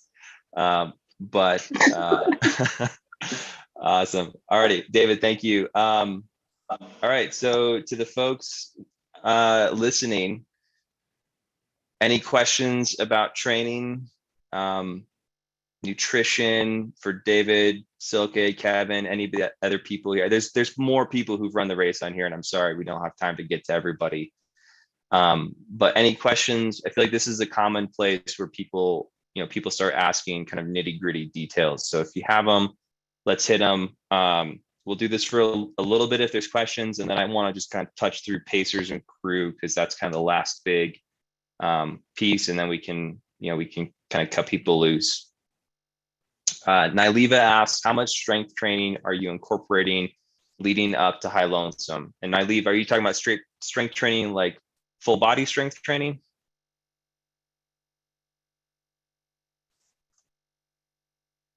Let's see. I don't know. Silke, just like with weights. Okay. Silke, Kevin, David, Jesse, anybody else who's run High Lonesome want to chime in on that strength training as it plays into training for High Lonesome?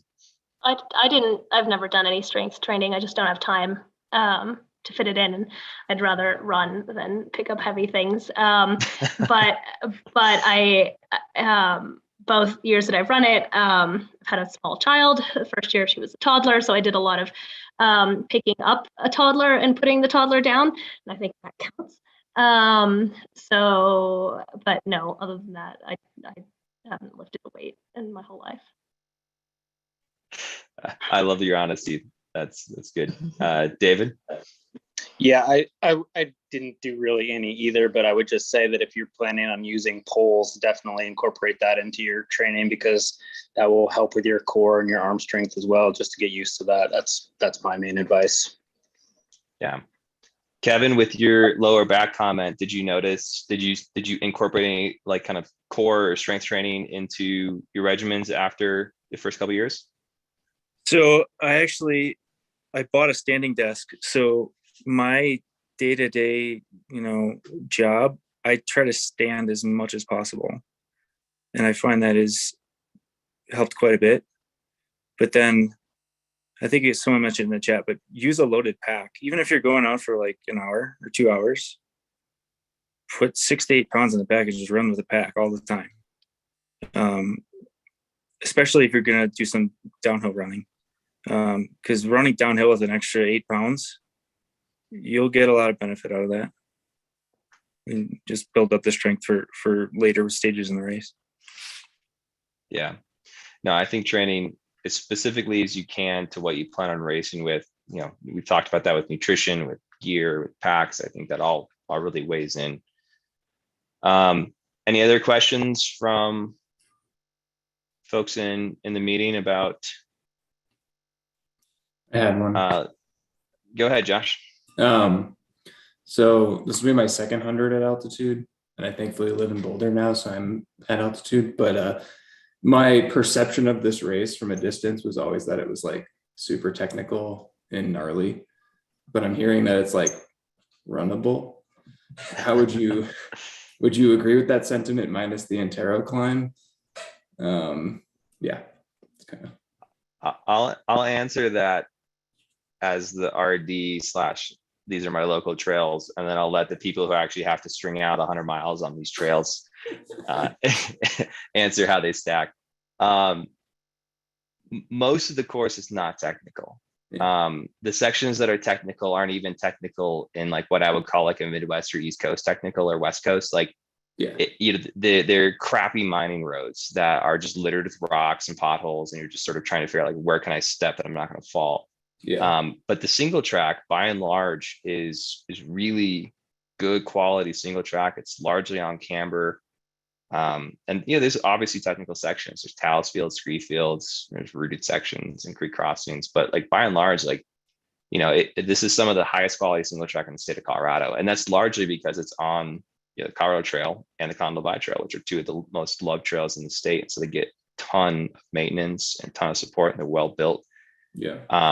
Now I think where the finishers can weigh in is, how that stacks up when you're doing it fresh for a 10-mile, 15-mile run versus how that stacks up 60, 50, 80 miles into the race. But Silke, Kevin, David, Jesse, anybody have any thoughts on how you would kind of classify the race? Technical, gnarly, buffed out, cruiser? What's your buttery? I don't know. What are the adjectives?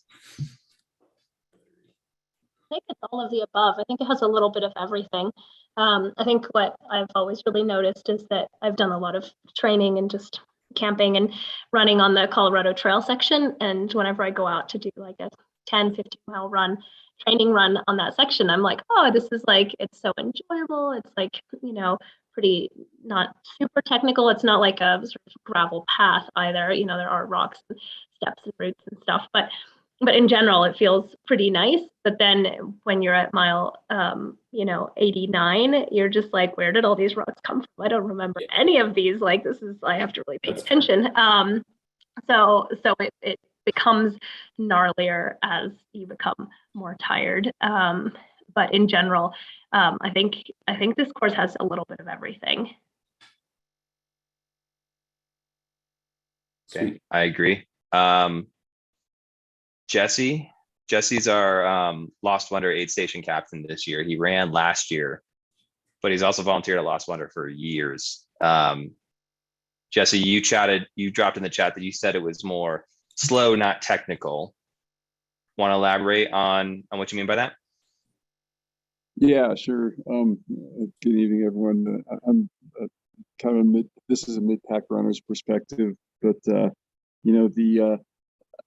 I really felt like the course ran slow. Not that it was technical, but it was just slow, and that was those really horrible mining roads with all the baby heads. Just you can't bomb down them, or at least I can't. And I did a lot of downhill training, and my legs did not hurt on the downhill stuff. But I just felt like I couldn't bomb down them like I could on less dicey roads. And so a number of the downhills I found myself going slower than I would have really liked. And then the Colorado Trail is super nice, but there are definitely sections of it that are, windy, or like that last 25 miles that are really rolly. So, and it's all super fun to run, but when you're really tired, it just seems like that all just kind of takes a little bit of the momentum out of what you're doing. So anyway, just one perspective. Great. Awesome. Thanks, Jesse. Good question, Josh. Did that cover what you wanted to hear? Yeah, I'm just trying to make sure like where I'm going to focus the bulk of my training. And I'm kind of from the East Coast, so I'm used to like the White Mountains, but I've gotten more used to, the buffed out boulder trails. So I think I'll be okay if I just stick with that. Hey, and this is Jesse again. Just if you're new to Colorado, one of the things that was that I did that was an epiphany for me was, and I threw it in the chat, was that when I did like back-to-back long days on the weekend, once I felt strong enough, the second day I'd literally just talk someone into taking me to the top of a really long downhill, and it was literally just a downhill run the second day.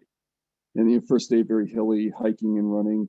The second day just downhill, and I felt like that was huge on the course for me. That the downhills didn't like I said, didn't hurt that bad at all, but like that intense focus on downhill running as part of the train up, I think was really helpful with that, to prevent getting destroyed on the first third of the course, because there is a lot of bird there's first third of the course. Yeah, I think it's interesting that you got, I think, close to 11,000, maybe 12,000 feet of vert by the time you hit San Elmo 2, which is 37 miles in, which is just, it's so front loaded in general, but the front of the front loading is significant. And that descent down Antero is brutal. So I think that's a good point, Jesse, about stacking those long runs and then getting that descending in. So, okay, kind of mentioned the same thing. Let's switch gears for a second. Kara asked about poles. And I think that's a good question, because I get that a lot in emails as well from people asking, what should I wear pole? Should I use poles? Should I not use poles? And if I do, where should I use them?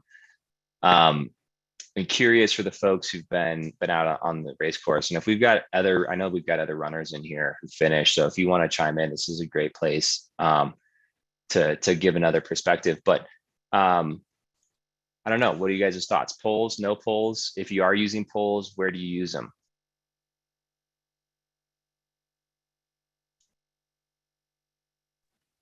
So I've done 3 years without poles, and last year I used poles only to protect a bad knee. And it's personal preference, but I don't see much benefit at all in having poles. There's nothing steep enough where you get the benefit of pulling with your arms. So I would say if you have to protect for a deficiency in like maybe your quads on descending or something like that, and you want to use poles to brake, that would be my only suggestion in actually using them. I wouldn't use them for climbing. I kind of agree on that. I don't. There's very few sections that I think poles are really useful for, and I think they're also just not long enough to justify carrying them. Like I think that the small section by Boss Lake and the head wall, maybe you could use some poles, like you said, north side of Laws Pass. I think coming up that, but like honestly, I found poles to be really helpful if I blow my quads too early in a race, and it can help with that kind of braking on technical descents and stuff. And yeah, I don't know. There's some people that literally start the race from the start line with poles and carry them to the end. And there's plenty of people that don't use them either. So I don't know if there's a magic answer to that. But I think that the one probably downside of poles is that if you're using metal poles and there's lightning, that's bad. So maybe consider carbon. not trying to plug you to spend more money on poles, but yeah. All right. Well, any other questions before we jump? I know we're kind of running a little close to our ending here, so I want to still touch on pacers. So how about this? Let's touch real quick on pacers. So if folks do need to bounce, they can get out of here, and then let's circle back for anybody. I don't have to leave anytime soon. So if folks have more questions, we can stick around. It looks like Land's got a good question that I want to get to as well. But real quick, let's shift gears, talk crews and pacers, and then we'll circle back to kind of training. Crew accessibility is pretty decent on High Lonesome. If we allow crews to Raspberry, and here I'm going to share my screen again real quick, and I'll try to hustle through this. If anybody has any questions, I know we had some pacers and crews in here. Please do feel free to stop me at any point. So there's a map, and there it is. Okay. So these are free maps that I make for anybody to use, and they're on Avenza, which is it's a lot like Gaia if you're familiar with that, or Caltopo.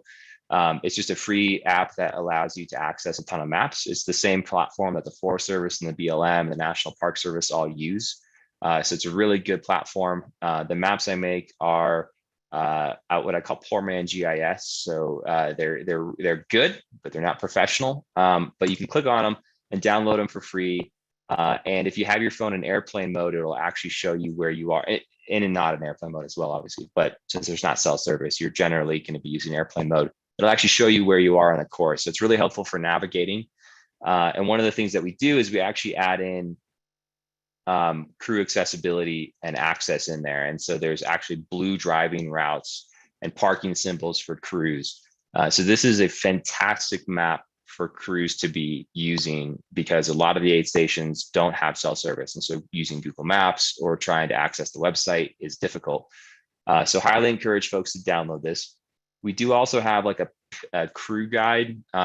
It needs some love. I made it a few years ago, and I haven't touched on it to like make it a little better, but it has pictures of junctions and written descriptions of the turns that some people find more helpful than a map.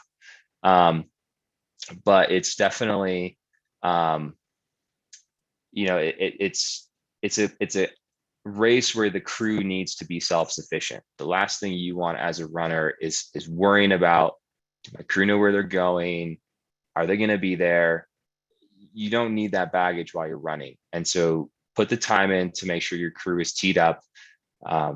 Some people find it really advantageous to drive to some of the crew spots in the build up to the race. Like if you can come in on Thursday and you want to drive to Blanks, you can drive to Blanks or something like that. But highly recommend scouting if you're able to. The 8 places that you can access a crew are Raspberry 1, potentially. You can always access that at Raspberry 2, so at mile 93. There's no crew access at St. Elmo or Antero. St. Elmo, people sometimes try to access it because they think they can just park in town and walk up. The parking in town is private. It's not public parking. And if you're not using the town, it's a problem. So do not access St. Elmo. We'll turn you away. And if there's more issue, we've come close to having to pull a runner because the crew weren't listening to the aid station captain. Cottonwood is a really good aid station. It's actually one of the prettiest spots on the course for aid station. It's this huge meadow next to a really beautiful stream. The shuttle ride up is actually pretty fun. You get to ride in these really impressive Jeep rigs. So highly recommend if you have a crew and you want them somewhere, Cottonwood's a great spot, especially since the gear pickup. The Cottonwood access, if you're on vehicles, is limited to the shuttles. You can't hike up there. You could ride your bike. That's perfect timing for a question. Yes, you could ride a bike to Cottonwood. It's not going to be the most fun ride, but if you could do it.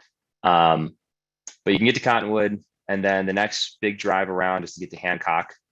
Hancock is a really long potholey road that if there's no water on the road, the potholes are really easy to judge. If there's water on the road, the The potholes all look the same depth. So it looks like, any pothole could be anywhere from 1 inch to like, I think there's like some 10-inch to 12-inch potholes in there. So it's just a slow drive.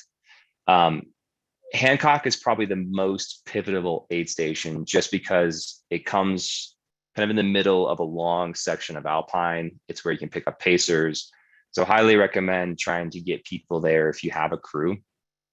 The next crew access is all the way at Monarch. It is close to a 3-hour drive, anywhere from 2, depending on your driving abilities and who you're stuck behind or keeping stuck behind, is anywhere from 2 to 3 hours to get all the way around to Monarch Pass. So it is a haul. Monarch Pass is a paved road. So once you get back on the highway, it's easy driving. And it's also a decent spot. It's right on the highway, but it's tend to be quiet at night, so you can sleep in your car if you're a crew. I think Silke pointed out that dress warmly.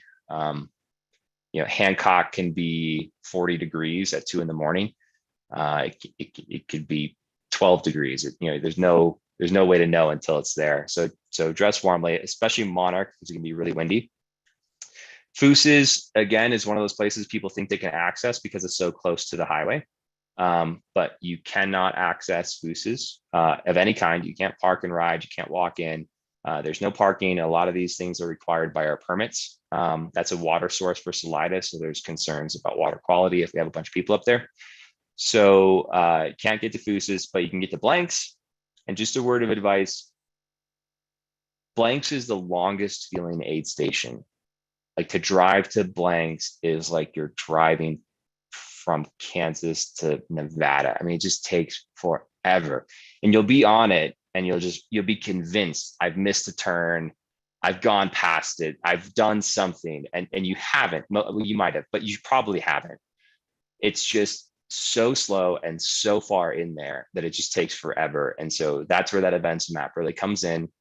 You have that or a Google offline or something, so you can look at it and be like, all right, I've been driving for 45 minutes and I'm actually only like 20 minutes away from the aid station now. But it does genuinely just take forever to get to. So persevere, don't get lost. And then you got Raspberry 2 in the finish line. Again, the pacers are allowed from Hancock. If you're over 60, you can have a pacer from the start. And all we have to do is just know you're planning on doing that, so we can let the aid stations know that you're not breaking any rules. And then you're limited to 1 pacer the whole time. And the only exception to that is once you reach this point, which is where the single track on the Colorado Trail reaches County Road 290. And at this point, you're allowed to have as many people pacing you as you want. It's about 3 miles to the finish. It's a great spot if you've got kids or family members who want to run, but they just don't feel comfortable being out in those longer stretches. It's a great spot. It helps with safety, just having more bodies on the road and making sure drivers slow down. So if you want to have people there, that's fine. To get to that, you just drive up to that point and drop a runner off. Just note that you cannot provide any aid of any kind to any runner outside of an aid station. So if you pitch up at that point and you're going to pick up a runner, you can't give them water, you can't take any of their gear, you can't do anything. That is absolutely critical rule to have because it disadvantages people who come in without crews. And so we're very strict on that. So just make sure if you pick up those people there that you're treating the thing ethically and not helping them out, just pacing them in. So you had a question, gas stations for extended driving sections. The irony is the distances are actually not that far. It's the time that takes a long time. And so if you fill up there's a gas station right by Nathrop that's kind of in the middle between Buena Vista and Salida. It's called Sweetums or Sweet Shack or something. They sell these really, really great orange slice candies, which is, I like those. Anyway, so there's a gas station there. There's gas stations in both of the big towns. Kevin mentioned going to Domino's for pizza.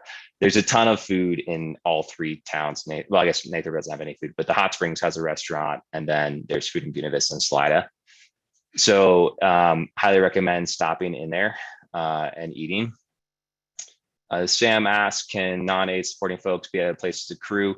Answer to that is, I really, really prefer not to. Legally speaking, we can't stop you, but if people go to certain places, we'll lose our permit. So you should not be accessing runners of any kind outside of aid stations. Most of the aid station access is balanced with, St. Elmo is a good example. The first year we used them as a crew access point, and they came back to us and said, hey, and they let us use their parking, which is, again, private parking. And they said, we don't want to keep doing this. And so we worked pretty consistently with them for a couple months to find a way to get Cottonwood to work as a crew accessible point. And if we hadn't been able to work that, the Forest Service wasn't going to give us a permit. So accessing crews outside of crew accessible points is not something we like to see. We understand that some people are going to do it, even though we say not to, but unless there's, some incredible emotional need of yours to be there, there's really a lot of other spots that are just as effective to cheer people on.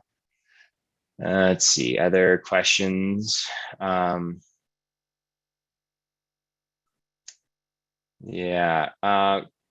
access is probably a good point to touch on real quick here, and then we'll wrap up.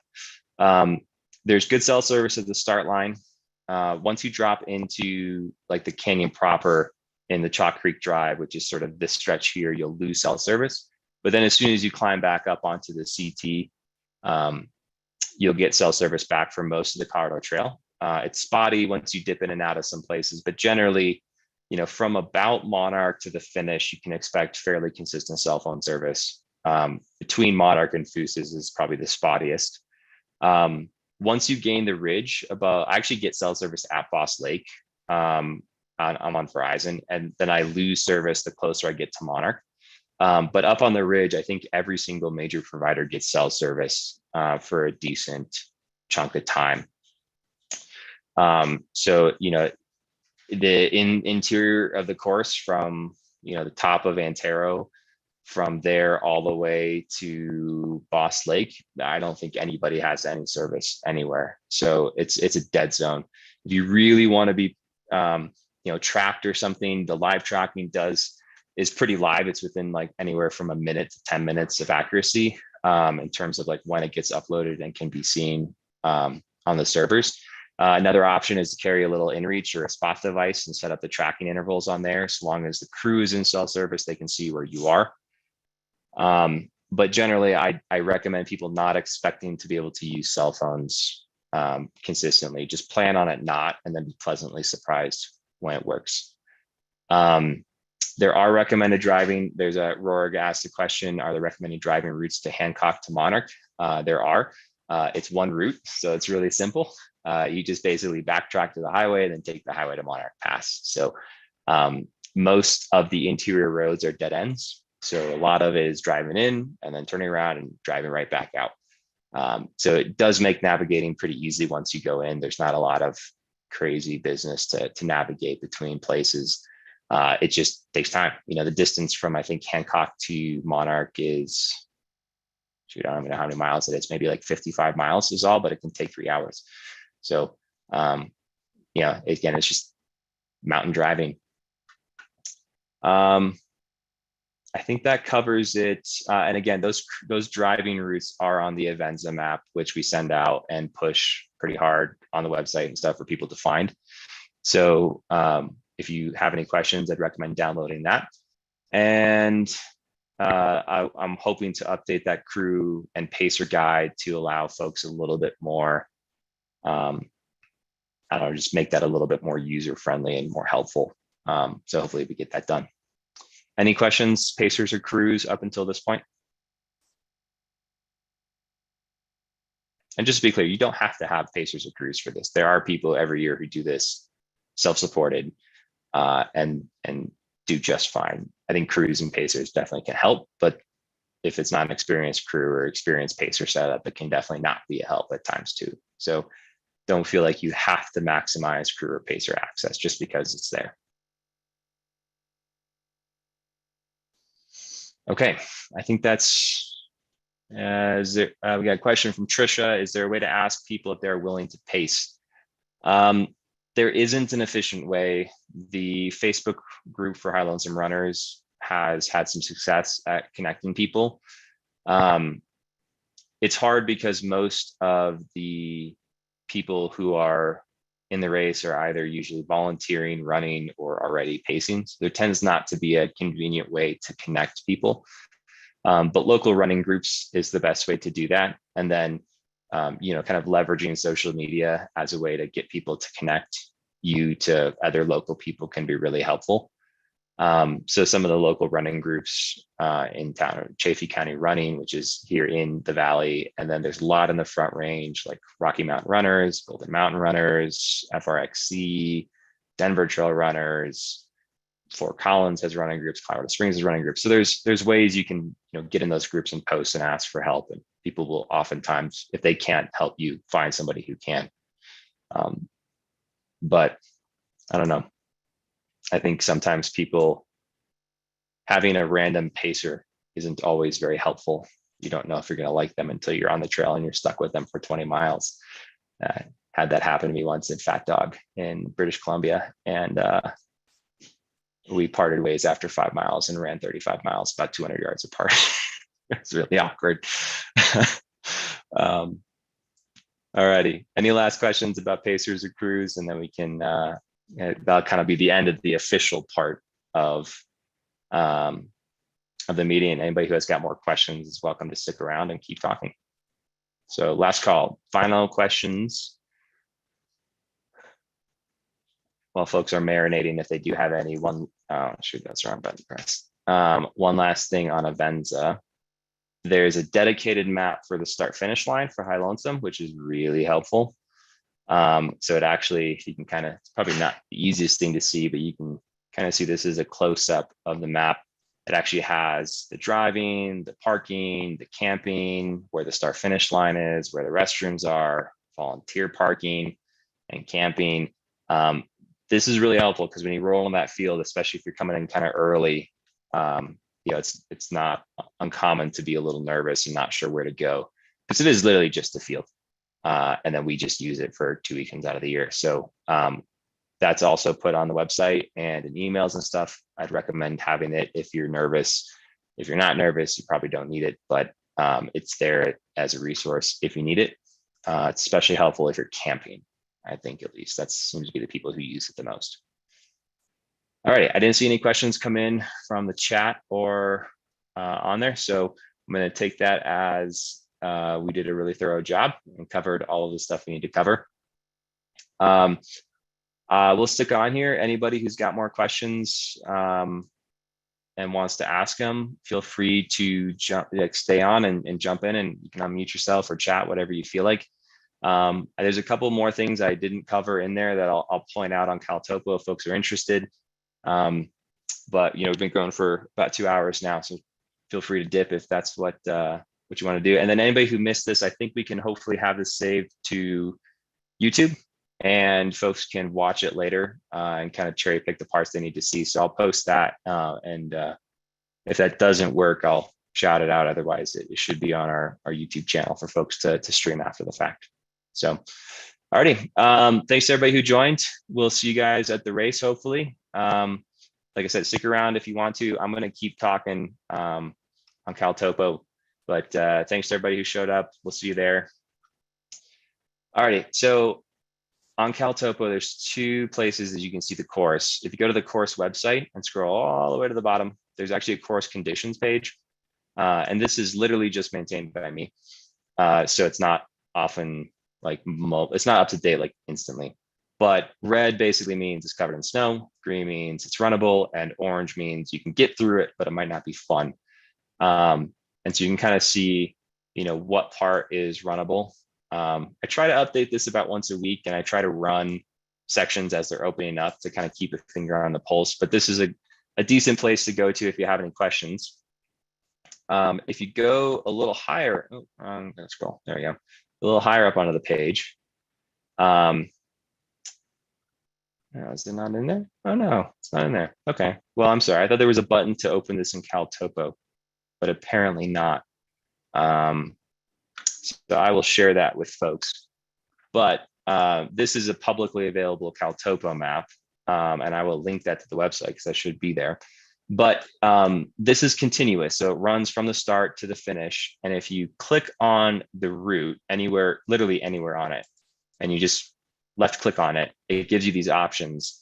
And profile, if you click on that as well, will actually give you a cursor while it shows you where on the course you actually are. And it's really, I really use this a lot when I'm planning my own races, because it lets me see, you know, sort of where the climbs are and where like I can relate like features to the actual elevation profile. And then if you want to see, and this doesn't work perfectly, but if you click the terrain stats, it actually shows you the aid stations on it. And this also shows some of the like, you know, location features on it, like the, you know, Alpine Tunnel and the Antero Road. And those aren't aid stations, but it will show you the aid stations on the elevation profile. And so you can more or less kind of see where they fall, which can be helpful. That's also available on the course page. Let's see where it's at. Here it is. And you can see where the aid stations fall as well. This one doesn't have Chabonneau on it, just as a heads up, but it has everything else. And then lastly, if you want to see the snowpack, I've sent this out in an email as well, but I geek out on the snow. So you can go down to this place, and you can just click this. This is the Arkansas River Basin. It's too big to be useful, but it will give you the general pulse on the basin. And you know, right now you can see where this black line is. So the entire basin is doing terribly. It's at 63%, which is awful. And you can overlay by clicking on this the previous year, so you can see we're quite far bit behind last year. But you can also see more specific basins, which is specific to, I don't know if this will actually show up. Can you guys see this other screen, or is it not showing up? Can? Okay. This is actually us in the valley, so it's far more useful. So you can see right now where we are. And the reason I like to use this is because when this line hits 0, it almost always means you can start getting up above tree line. And so that's what I sort of use at mid, and if the forecast continues sometime between mid-June and, you know, kind of the 3rd week of June, the majority of the snow will be melted. Now there still will be snow in places, but it'll be passable generally. And so that's when I start looking at the Continental Divide Trail, looking at some of the north facing climbs. And so this is just sort of a great way. And you'll see, you know, if we get a spring dump or something, you'll see it spike back up and drop back off. So 2 useful things to geek out on if you so feel. And all right. Oh man, there's still a lot of people here. You guys aren't bored. Okay. There was one question way back that I wanted to come back to. Leanne asked if there was curious to hear the peak weekly mileage from some of the back of the pack finishers.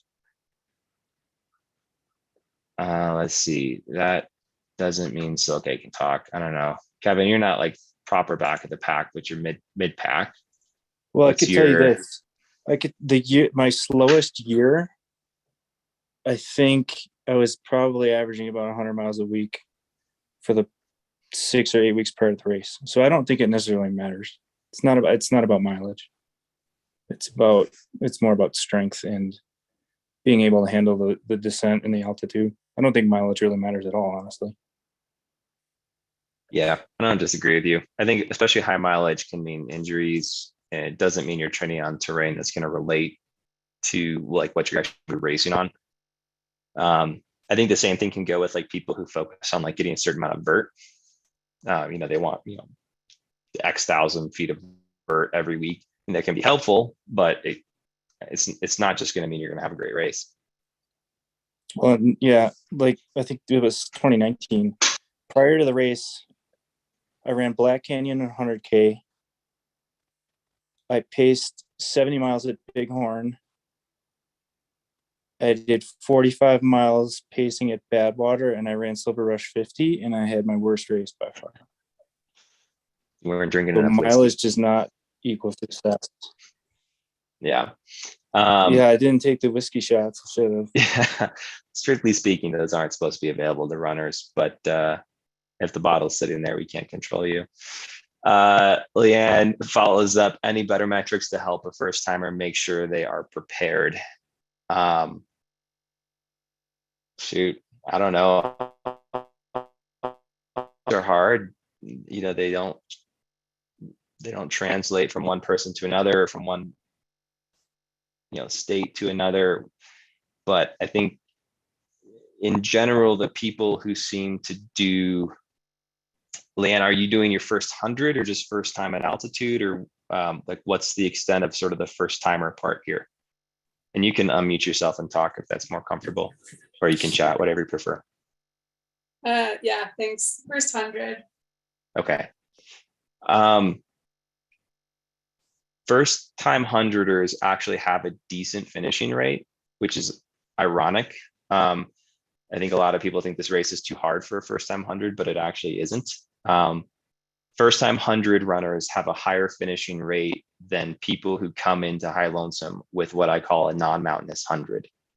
So if you come in with like a, you know, Prairie Spirit that's got 5,000 feet of vert over 100 miles, and you're like, oh, I'm a 100-mile runner, and you come in with a 50-mile finish that's, you know, a stouter 50, those people tend to have a higher finish. The 50-miler tends to have a higher finishing rate. And I think that's just because, you know, the distance, to Kevin's point, even in a race, let alone training, doesn't necessarily correlate to success.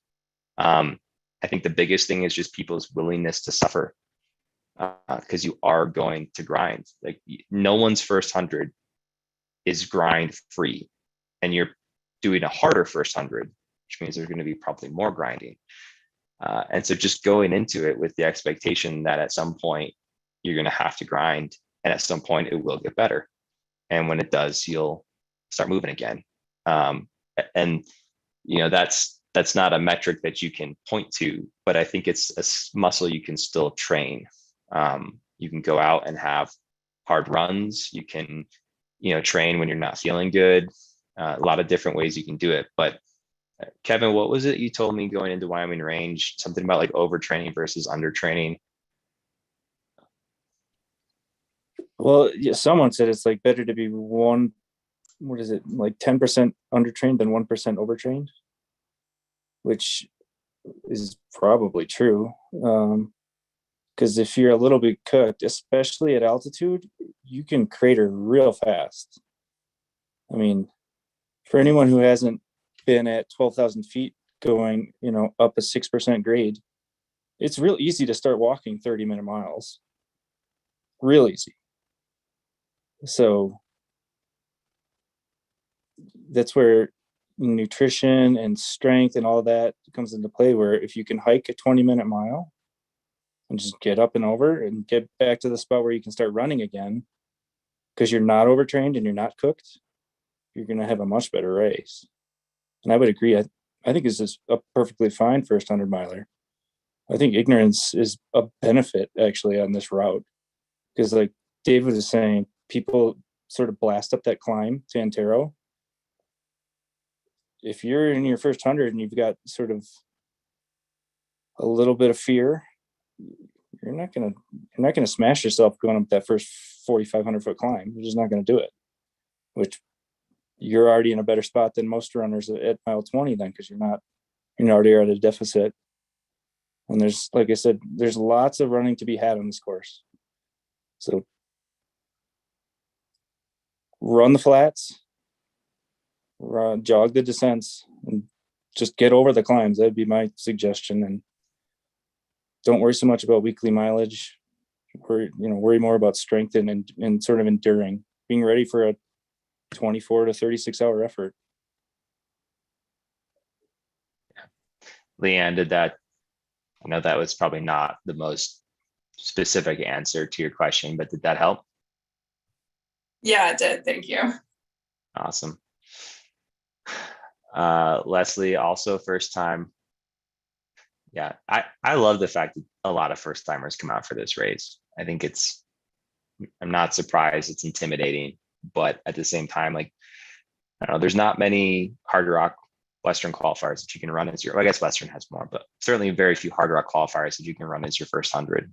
And I don't know, it's fun. It's special to see people out there doing something really amazing for their first time. I think it adds a lot of character to the event and the community. So don't be nervous. Well, be a little nervous, just not a ton. Any other questions? Can we talk let's see, Jen asked, can we talk aid stations for a minute? Are there really pierogies at most of the aid stations and ginger ale? Yes. There are pierogies at a lot of aid stations, not all of them. And there is ginger ale at all of them. We lean really hard into real food at the aid stations. You know, we have plenty of the liquid calories, so Tailwind, Coke, ginger ale, coffee, tea, you know, you kind of your standard fare. But the real food, I think, is really what makes the huge difference. It can make or break your race. So my wife, Kelsey, is the aid station director, and she does a phenomenal job of putting kind of a baseline level of real food, which pierogies tend to fall into. So, you know, soup, pierogies, fruits, veggies, bacon, tortilla sandwiches, you know, like tortilla Nutella, tortilla peanut butter and jelly, that kind of stuff, kind of at all aid stations. And then giving, especially through the crux of the race, is starting more or less around Hancock, Lost Wonder, Purgatory, Monarch, Fuses, give them each a unique food that's something that would fit for when most runners would come through. So if it's, you know, like Lost Wonder is pizza. They literally just make pizzas there. It's awesome. I mean, it's like if you went to a pizza party at friends and you made a pizza at your house, like it's good pizza. And then it's also different. So when you pitch up to that aid station and you're tired of seeing pierogies and ginger ale and all that other kind of stuff, you're like, oh, there's something new. And sometimes that can make the difference, and you're willing to eat something new, but you wouldn't eat something that you've seen for, you know, 50, 60 miles. Purgatory went over the top last year, I think, as I mentioned earlier. So I think they're hoping to do that again, but Purgatory might be a spot where you can eat a lot of really unique foods, but it's at, you know, 11:03. So I'll let you guys decide if you should be eating, you know, aged cheddar at 11:03, 60 some miles into a race. Let's see, dimensions of the high res downloadable map. Howard asked. So those ones are pretty good. I think if you print it at a 1-to-1 ratio, that map is somewhere between 4 and 5 feet tall and 3 some feet wide. So it is a significantly high resolution map. The Avenza map is also the same resolution, so you can zoom in to a really high level. The topographic lines won't blur. So it's, I think it's, yeah, I like good maps. There's also low res maps in there, because if you're printing on a standard home printer and they're 8.5 by 11s, the high res doesn't matter. So instead of downloading a massive map, you can download these little individual quads. And then Richard asked, well, aid stations, where is it likely to be hot? Sorry, Richard, I'm not sure I totally understand the question. They're asking which ones will have hot food and which ones will have ice, or which are the hot ones that will have ice? And you can feel free to say that too if you don't want to type.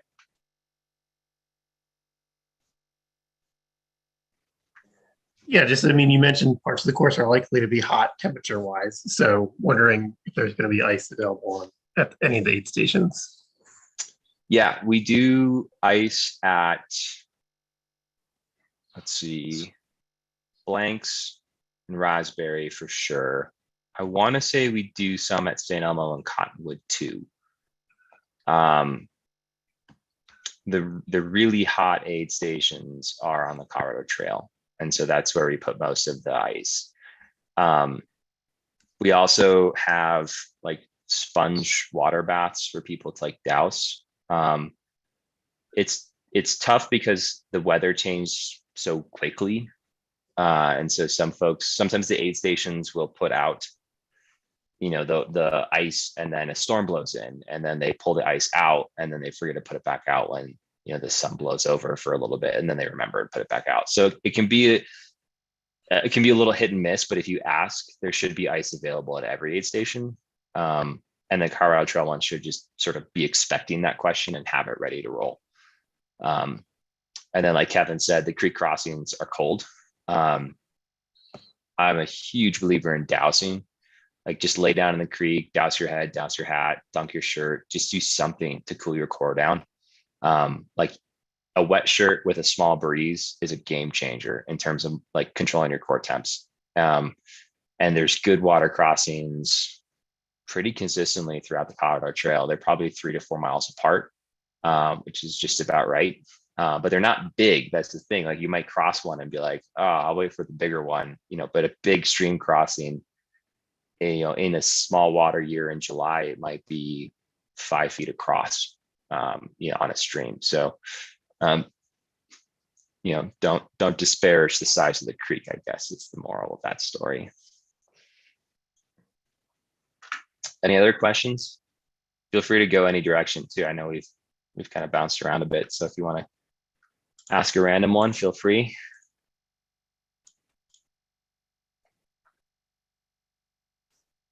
I'm impressed we went for 2.5 hours. I didn't think the last one we did like an hour and a half. One of the consistent pieces of feedback in the runner surveys after each race is that the runner meeting's too long. And so I try to trim that down, but this one, I get to be as long-winded as I'd like. Sam asked, can crew bring stuff to switch out shoes, sock, etc.? Yes. So at a crew accessible aid station, sky is just about the limit. You can, do just, swap shoes, socks, anything. There's drop bags at almost every aid station that doesn't have crew access. So you can, stock those in drop bags. Really the only big sticking point is just don't get aid outside of an aid station. With the caveat, and I'm sorry, I should have put this in earlier, runner to runner aid, 100% fine. You're all in the same boat. You can help each other as much as you want. But like, another person's pacer shouldn't be giving you food. Random run, like another person on the road, if you're just passing them, shouldn't be giving you water. If you need it for medical reasons, by all means, prioritize that. But if you're wanting to continue, don't take aid outside of an aid station. I think the last thing anybody wants is like the Xavier at Hard Rock scenario where he gets a bottle of ice and misses out on a CR at Hard Rock. So just play it safe. And then there are bathrooms at a lot of aid stations. There's one on the way in to St. Elmo 2. It's actually at the start of this little hill. It's not at the aid station, but it's close to it. There's one at Cottonwood, one at Raspberry, one at Hancock. Lost Wonder has a restroom. Monarch has a restroom. Foose's has a restroom. So you can use a restroom pretty consistently. Sam asked, speaking of bathrooms, recommendations for LNT/WAG bags, best practices. We deliberately stock the aids or the place porta potties or restrooms at most aid stations because that's the most effective way of mitigating the amount of human waste that's going to be in places.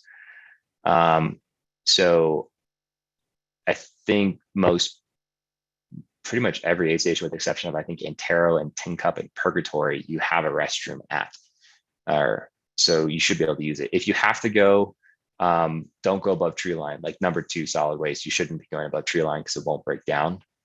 So if you're going to have to actually defecate, dig a cat hole below tree line, do your best.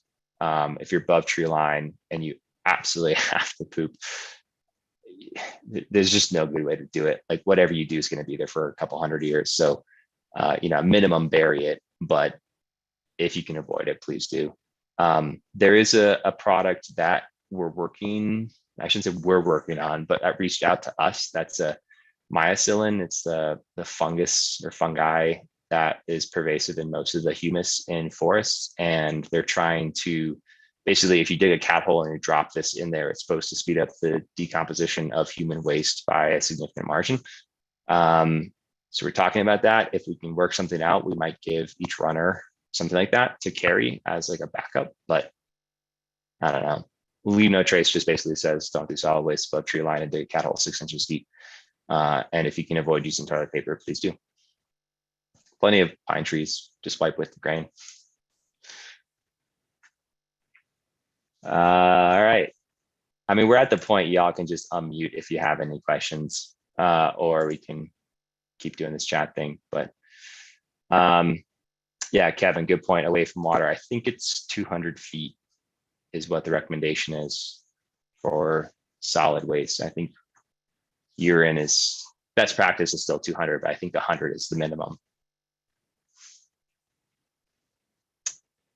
Any other questions? Comments? Somebody want to ask me what my favorite whiskey is, or how Which best to step? What's that, Kevin? Which laws are you drinking right now? I am actually, I always feel like it's important to be appropriate. So I'm drinking the high Lonesome from last year. It's a 4 grain. Yeah, in case you guys didn't know, if you run the race and you start, you get a bottle of whiskey that's fully engraved. So you don't have to finish to get the whiskey. Let's see. Muck wants to know more about the awkward pacer situation in British Columbia. Ah, man. So I saddled up for Fat Dog and had both my pacers bail on me. One of them bailed because she broke up with me, and so it didn't really make sense to go to British Columbia. And the other one bailed because I don't actually know. Anyway, so I reached out to this friend of mine, and he's from Seattle, and he's like, hey, I know a guy in Seattle and he might pace you. So I reach out to him, and this is my second 100. So I don't have like a lot of beta. And basically I didn't ask him the right questions. And so he pitches up, he drove 4 hours to get to the start line. So like, I was really appreciative of that, but he pitches up and he has no gear. He has no backpack, no bottles, no jacket, nothing. And I told him about this gear list. I was like, you need to have this crap. And he just doesn't pitch up. And so last minute I switched my pacer, who did another pacer that had come up with me from Golden. We switched it with him. And now the guy that came up with me was supposed to run the last section. Now he's running the first section, and the new kid's running the last section. And he rolls up, and I roll into this aid station, and he's sleeping, but we don't know where he's sleeping. And so, and I had just gotten a wind back, and I was like, fuck this guy. I'm just sending it. Like, he can catch up to me. I'm not moving that fast. So I tell the other pacers, like, see if you can find him. I'm leaving here in like 3 minutes. So like, finally the guy pitches up, and he's like, oh, I don't have any gear. So the other pacer starts like giving him all of his gear to like pass off. And I'm just like, I'm already a cranky person in life, but I'm extra cranky at mile 80. So I like just send it, get out of the aid station. He catches up, and he's like, all right, sorry about that. Like, what do you want to do? And I was like, I'm moving good. Please run in front of me at a 9 to 10 mile pace. I just want to try to sustain this for as long as I can. I'll let you know when I want to slow down. He's like, okay, gone. Like 7-minute miles. This guy is like half a mile in front of me in like, I don't know, 5 minutes. And I'm like, what is this guy doing? I don't know what's happening. So he stops. I catch up to him, and I'm like expecting us to have a conversation about like maybe what wasn't clicking, and boom, off he goes. Another 7-minute mile pace, half a mile up the hill, stops. And I like roll up to him, and I'm like, do you have a watch? Like, do you know what a 9-minute mile looks like? And he's like, oh, I just don't want to run that slow. And I was like, well, I don't want to run that fast. So maybe you should just run ahead. And he was like, are you mad at me? I was like, yeah, I am. You should just probably run ahead. And he's like, okay. And just like blitz off. So we get to the 20-mile aid station in. He's got 20 more miles to go with me. And he's like, you ready to go? And I was like, I don't want to run with you, but I made a friend, and they're going to give you a ride back to the car. So you don't have to like run. And he's like, but I want to run. And I was like, but I don't want you to run with me. So you should drive home. And he was like, nah, I'm going to go run this. And so he tries to leave the aid station, and this like aid station looks at him, and he's like, you can't run this. You don't have the gear. And the guy's like, yeah, I do. I got this. He like pulls out the pack, and it's like missing 4 pieces of gear. And the guy's like, you can't go on. And he's like, I got to go on, man. I want to. Anyway, it was a junk show. So he ends up running ahead, gets this guy to let him go through the aid station. He gets to the finish line. I get to the finish line. And I'm just like, hey, I appreciate you coming out, but I don't think that worked out super well. And like, I just want to say thank you for coming out, bye. And he was like, yeah, it's cool. So you want to get some drinks? It's like, no, what is with this guy? So he stays up to like a couple hours later, like getting not drunk, but like tipsy. And the next morning, wake up and he's just gone. He just left. We don't even know who we got a ride home with or what happened, but he just vanished. And that's the last time I ever took a pacer from a random. So I don't think I don't think Leanne should just take a random pacer, or she's gonna get stuck with that guy. That was worth staying on the call. Thank you. Yeah, that was 7 minutes of your life, Muck. Was that really worth that? It's probably worth 5. Yeah, probably should have stopped at that second aid station and not gone to the finish, right? No, that was great. I appreciate it. I haven't had any random pacers, so that's good. A good cautionary tale. Yeah, I think your best bet's picking up with a runner and just being like, yeah. You're suffering, I'm suffering, let's suffer together. Or like, you're fast, I'm slow, let's run together. I don't know. Like that's, at least you're in the same boat, All right. Unless you guys want to hear more wives' tales from me, I think that's probably it. Awesome. Well, you are the hardy few who made it all the way to the end of this call. So thank you for your attention. A lot of great questions. It sounds like you guys are thinking about the right things and focusing in the right places. So I'm excited to see this year go down. If you have any questions after the fact, you should all have my email. Feel free to reach out. Runner's Guide will be up probably in the next 2 to 4 weeks. It's not going to look very different from the last one. So you can use the 2021 if you want. The main differences are just going to be like COVID stuff, since it's a different space this year than it was last year. But yeah, feel free to knock yourselves out. And yeah, thanks again. We'll see you at the race if we don't see you beforehand. Oh, if you haven't had trail work, we still have a few spots open in the trail work days we got going on in June. They're on the website under the trail work requirement tab. Feel free to sign up if you want. It's open to anybody, partners, pacers, yourself. It just has to be 18 or older. So if you want to get in on it, get in on it. All right, stay strong, keep sending it, train hard. We'll see you guys in July. All right, I'm officially ending this now. See you guys.